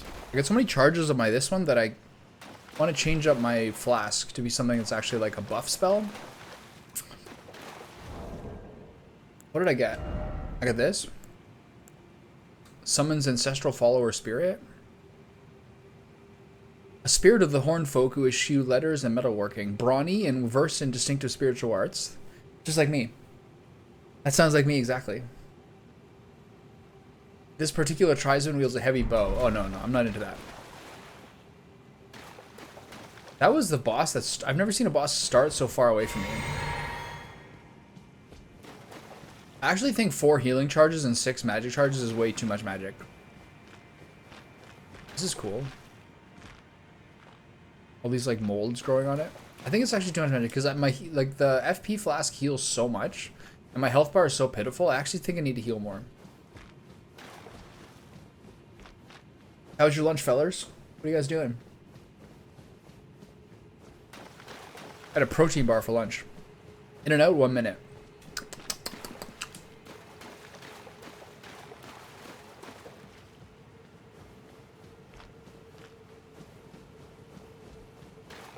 You guys have leftover... Do you guys have leftover barbecue? Making pizza dough. Hell yeah. From scratch?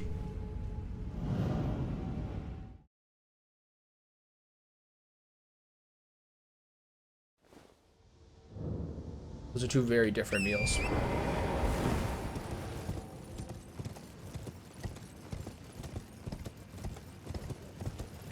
Are you having some watermelon and some oysters, Miller?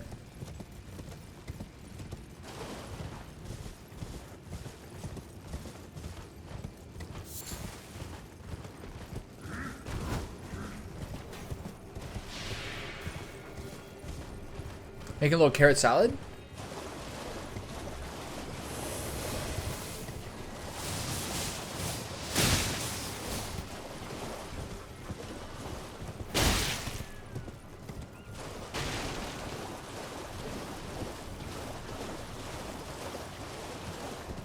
Watermelon and oysters don't match, but they do the same, but they have the same utility.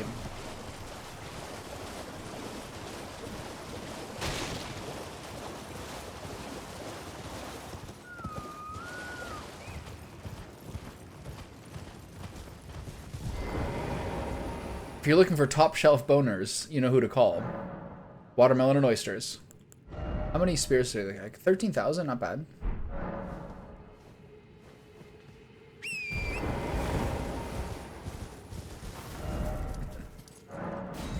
Traveling to below the well.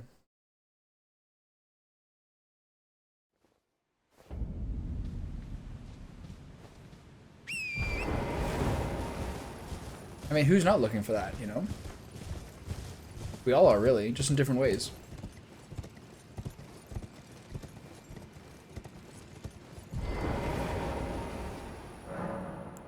Sure. Hook me up. Let's use a key. Is this like a back entry, or is this going to take me to a new place? This is so beautiful. I should go talk to the werewolf guy. I wonder if I miss anything here. This looks like the way back.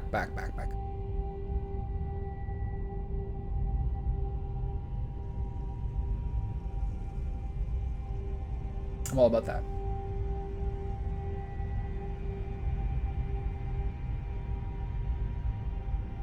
I saw a very vulgar meme today, or last night, that was actually like in this, Kaled. This is like the zone that maybe I was gonna go to next. Ooh, it's an infernal hellscape, my goodness. I was also recommended to go check out that southern peninsula. Where am I? Oh, it's right here. Obelisk there. So these are little places where you drive down. I want to go back down to where I was to make sure I go talk to the half-wolven man. And then keep going along here to finish this off. And then check out the Southern Peninsula. And then also maybe Caelid after that. Who's the guy in Caelid? Is a jail there? Can we go back down and do a little more searching of where I was? And then maybe this is my new challenge. Nice to get a little, thing there. I'm at a little dead end here. There's an ever jail though. That's cool. I want to go talk to my my half wolf friend. I want him to. I want us to be buddies. I get good vibes in that guy. You like my hat? Miller, when you played this game, what kind of build did you play? I'm always curious to see what different people did.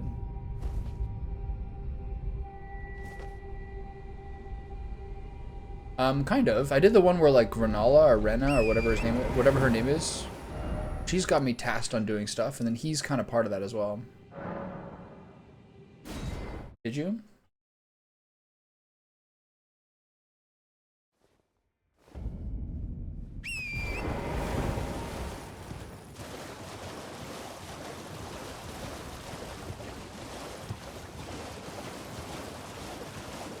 Okay, where was this guy? Yeah, as I said multiple times, there's always a strong argument for Unga Bunga in these games because of essentially the ease of stagger. That to me is like the strongest argument for why it's always very useful. Because you really disrupt bosses by beating their ass in a way that like stops their tempo. And that works best with that kind of weapon, with the heavy strength build. Leave this place to me. If either of us, and if we reach a dead, all of us ready. You fuck off, sir.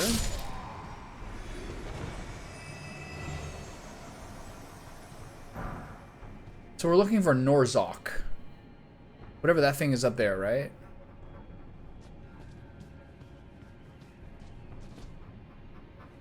He says, he's like, I can see it, but I can't get up there. But I can't get up there either.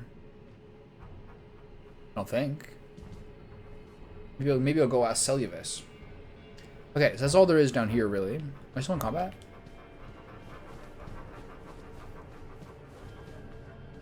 Yeah, those things are like part of the reasons it's like the most, in many ways, often the most effective playstyle.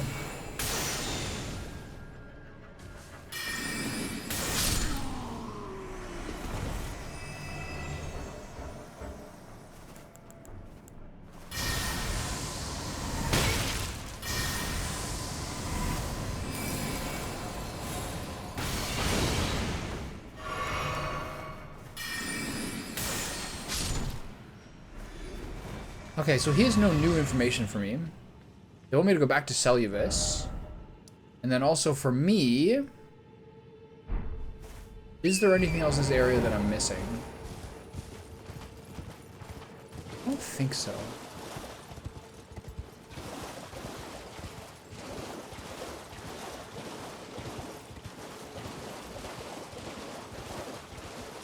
All this seems like a totally different area.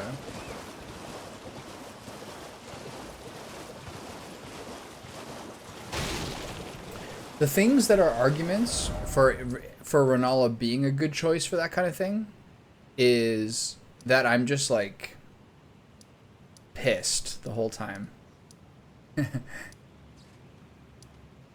Summon Water Village. Like bickering with Trevor and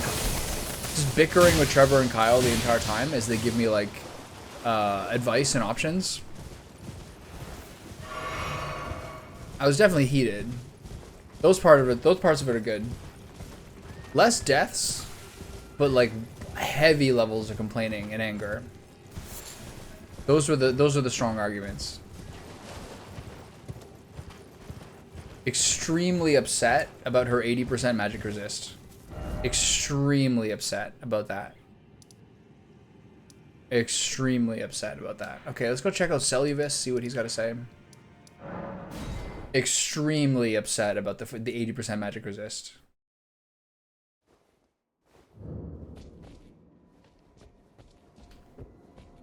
Might as well have been. My like main spammable ability, which normally does somewhere in the 250 to 350 range, was doing 59 damage.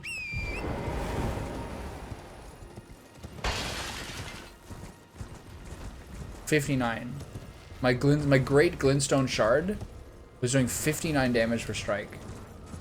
So basically what I had to do was basically what I had to do is I had to use meteorite, which would do about 580 to 600 because it's physical damage, but it's very, very inaccurate and very hard to queue up and very slow. Yeah, that'd be nice.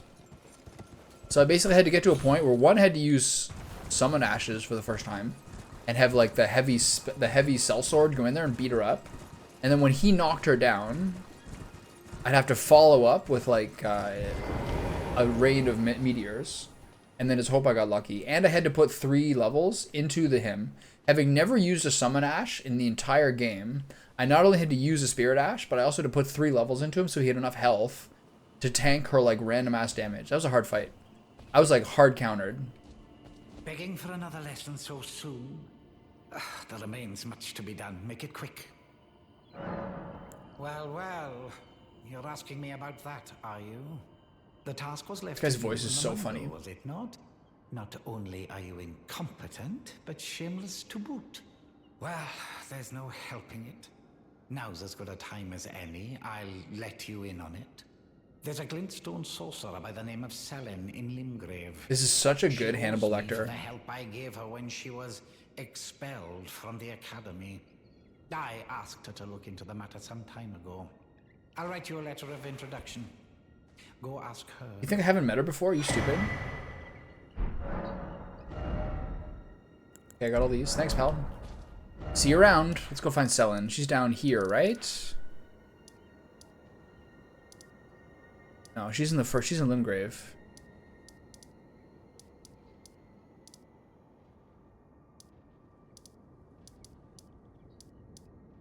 Where is she?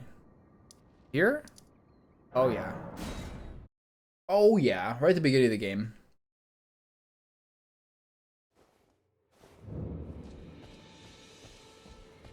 Hey cutie. There you are, my apprentice. Shall we commence the lesson?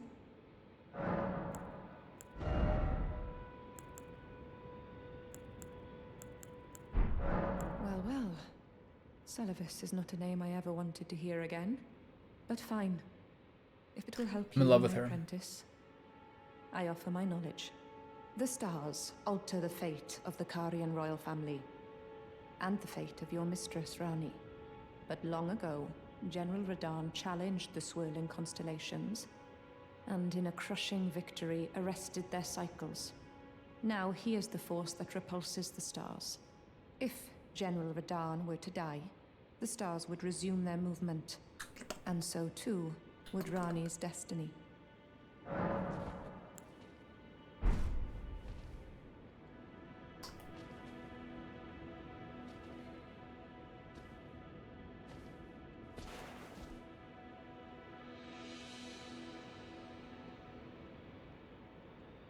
Those toes are pretty long, aren't they? How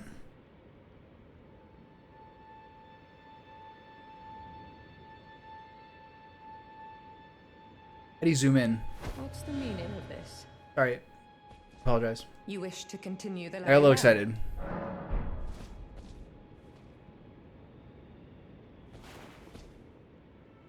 The telescope?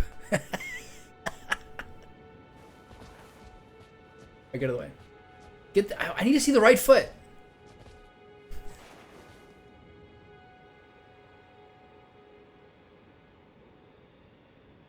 The telescope?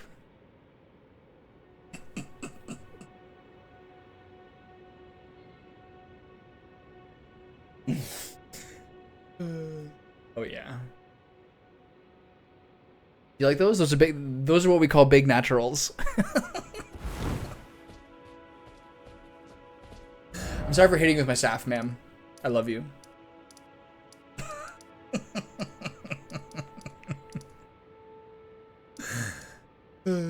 All right, we're going up here. This way first.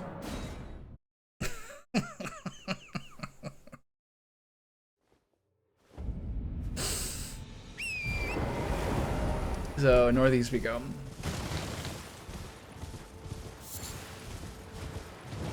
Oh, this guy.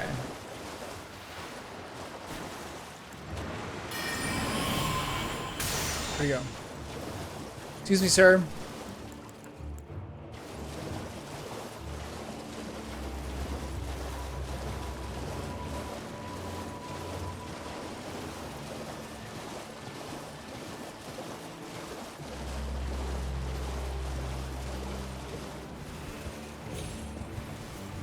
I really like it when girls' lipstick is called nude.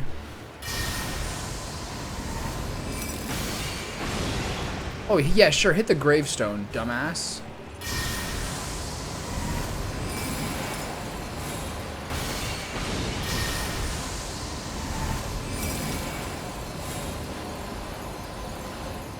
Hey, you lost lock on him?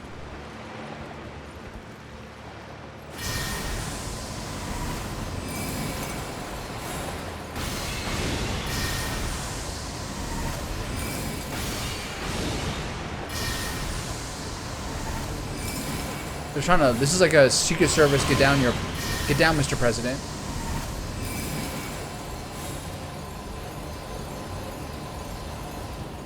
Where'd he go? There he is.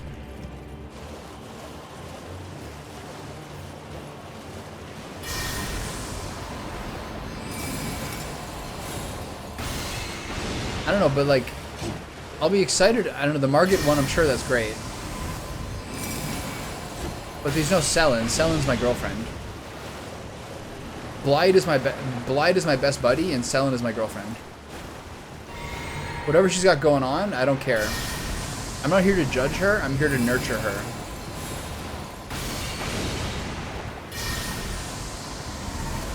I don't know what her face looks like under that, but I like the big face she's got. You know? Excuse me. Get out of the way. This is a highly interactive boss fight.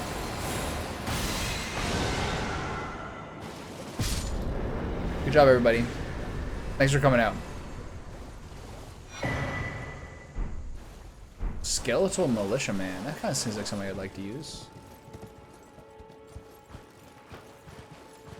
Any loots here? Don't know, don't care.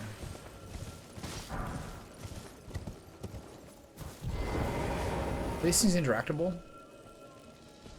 No?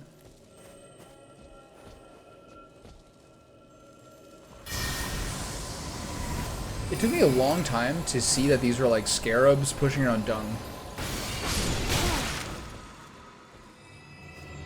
If you talk to D after gaining a death root, you'll progress his story. I don't know who that is. Do I? There's someone who I showed death root to, and they're like, "Oh my, good for you." But I don't remember who they were.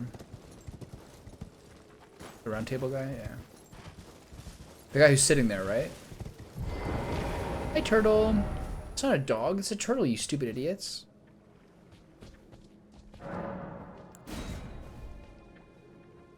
Yeah, I know the guy. Remember, I showed him some, he's like, "Oh my." But then he's like, "Shall I introduce you to a blade master?" And I was like, no, that's not what I'm into.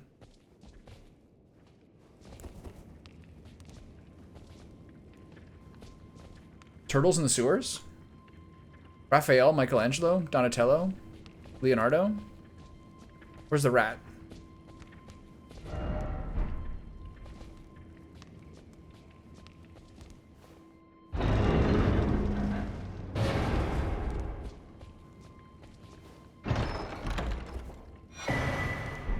Nice. Turtle talisman. You guys mad that I took that? Or what? Look at this thing. This is sick. Were you here when I got this? +3 mind, +3 intelligence, faith, and arcane, but increases damage taken. Raises stamina recovery speed in your dreams, pal. I don't care about you. Stamina? Forget about it. Okay, bye, turtles. Good luck with everything. Okay, we're going east.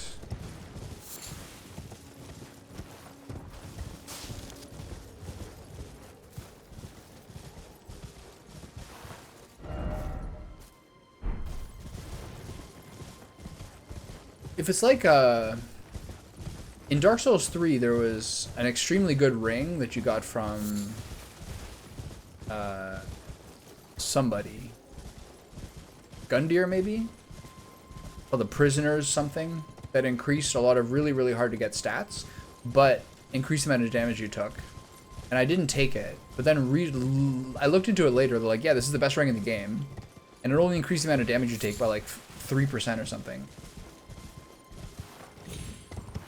Plus, Marika is like an important character. It's a cool lore ring to use. What's going on here? Haunted castle? Maybe this place gives you pyromancies? What are we thinking? There was a really cool weapon that whenever I hold like a torch in my hand or things like that from Bloodborne, there's like one of those like one of the battle disciplines in Bloodborne was like the sort of like guys with like the crazy self-destructive insurance, like engineering type weapons. And you got this like hammer from a guy, and then you also, the way he fought him is it's like a flame hammer, but the guy had the flame hammer in one hand and a torch in the other, and he kept lighting the torch back up and slamming you with it when it was on fire. It was so goddamn cool. It was so good. What did I just get from those guys? That was totally brain off. 2 cookbooks, alright. That's like the default emote, right? I saw something after like the stream summary. It's like, which of your sub emotes were used? And I was like, I didn't put that up there, but I think they automatically give it to you, so you at least have something. NPC emote?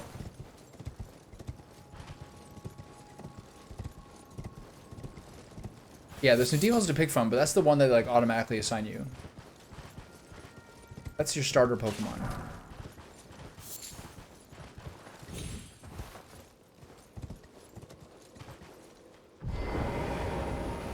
What do you guys have to say about this guy? Jumping? Let there be rot?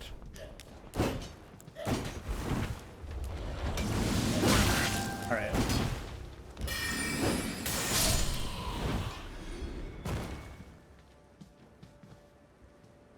That's a big pot.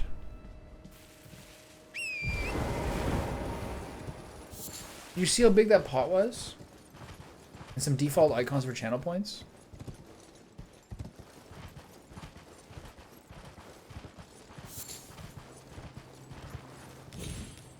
So the good things with channel points, I find, are things that bring misfortune upon the person. I'm in Kaled now.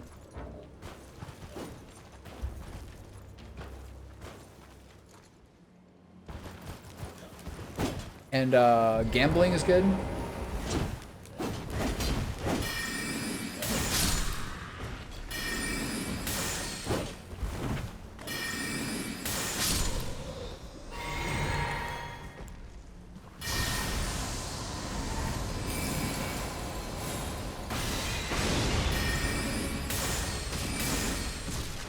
Putrid? I don't like that. One! It's still going. He's trying to back up. This spell is so good, it's ridiculous. This guy's backing up, so I'm kind of getting a little cheese going on here. I like this a lot. Oh man. Free crests. See?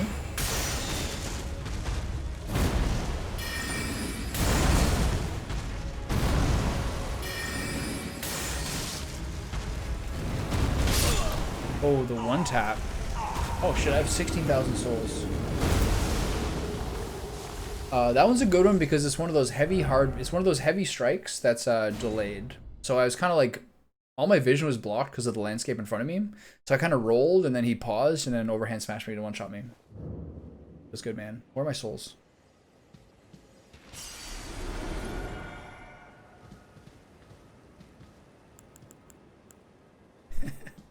Yesterday was 2 hours of thinking it was hopeless, so I was very mad about it. And then I realized in the 3rd hour that it actually was doable. It just had a very narrow window. And at that point, I was good.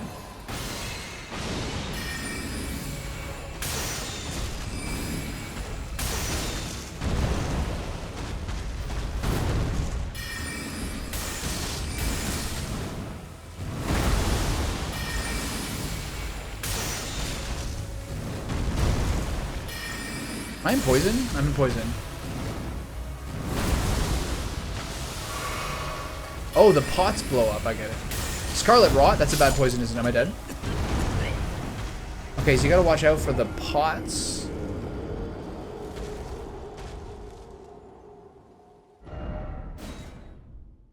Yes, but am I not vindicated for making it work?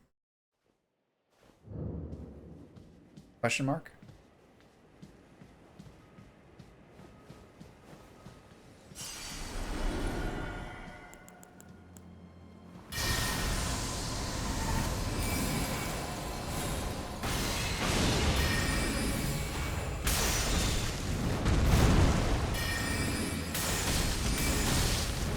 Okay, do not break the pots, please. Oh. Where's the rock coming from?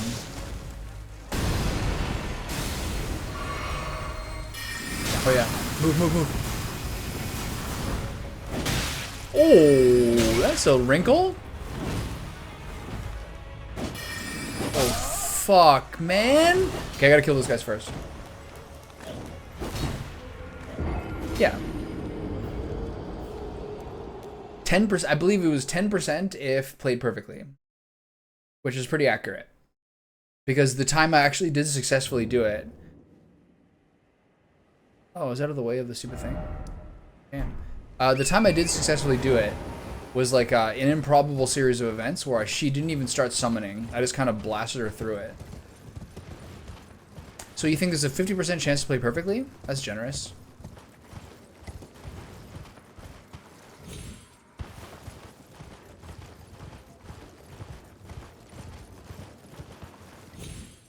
I think it's about a 1% chance.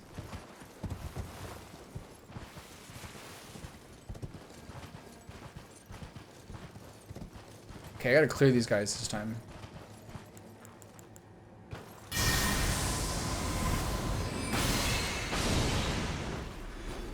The Scarlet Rot's a bit sketchy.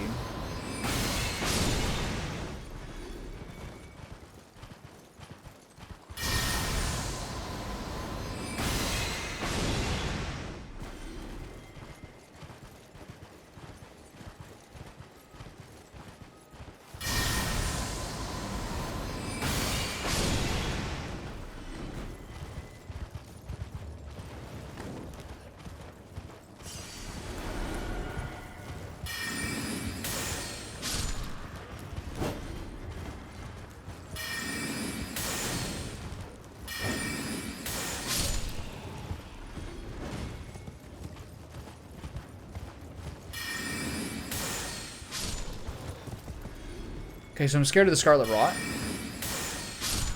Just have one more guy, right? Yeah. Okay. Got my souls back. Got some duders. I'm probably 21,000 to the next level, right? 20,760. Okay, got it. All right. This guy. Here's the thing. The Scarlet Rot is quite frightening.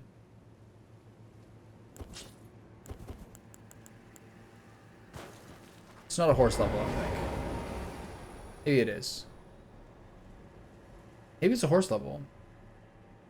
If I do the horse level, I lose the Marika.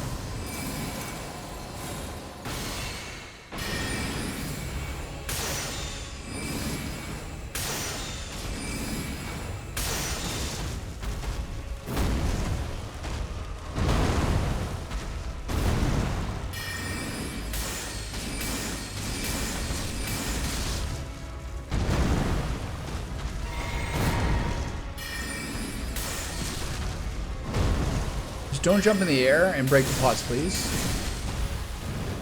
Should have said it.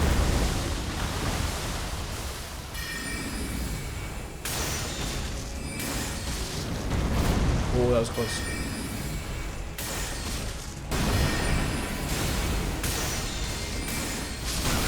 Oh. Oh. He's dead? Okay. Cool. That got a little sketchy there for a second. That thing shoots so often. Green Burst, Crystal Tear, Flame Shroud, and Cracked Tear. So, I guess we'll kind of figure out what those things do. Temporarily boost fire attacks in mixed physic. Temporarily boost stamina recovery speed. Ah, those are not for me. I need one that goes along with my increased magic damage one. And then I've got like a pre-fight buff one, which is really what I'm looking for. Right now I'm just healing my stuff, but I've already got a lot of healing, so it's lame. But stamina recovery, most of them don't really do anything. Let's go talk to the big pot. This tree's getting poisoned by all the big pots. Do I have to convince this guy to stop poisoning the tree? That is a very big pot.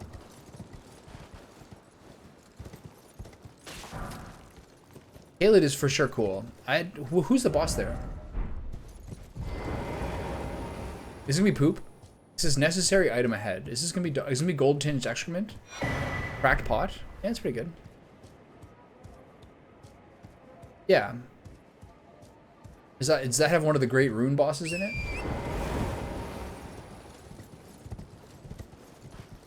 Is it Radon? Oh, there's a whole gauntlet there. Oh, that's a whole different area. Wait a minute. Wait a minute. Oh, we're getting to a poison zone? Disgusting. Okay, it's a different area. Okay, I thought I had to go there now. Anyway, let's go check out this doorway. Anyway, this is not the zone I necessarily want to do right now. I got other stuff to clear up. Yeah, I heard Caelid was like the next good, reliable place for sorceries. Kind of like Doom Eternal, you know what I mean? You spend all this time accumulating stuff, and then you really get to test your metal. Minor Erdtree Catacombs.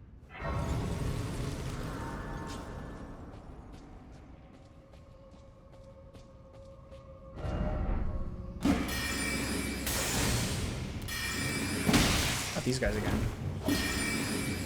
More bad times in my future. I gotta reset my teleport.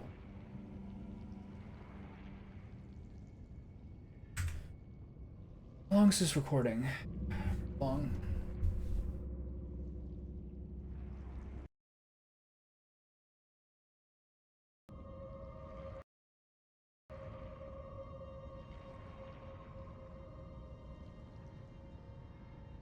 To break up the VODs, I think 3 hours, 45 minutes, yeah.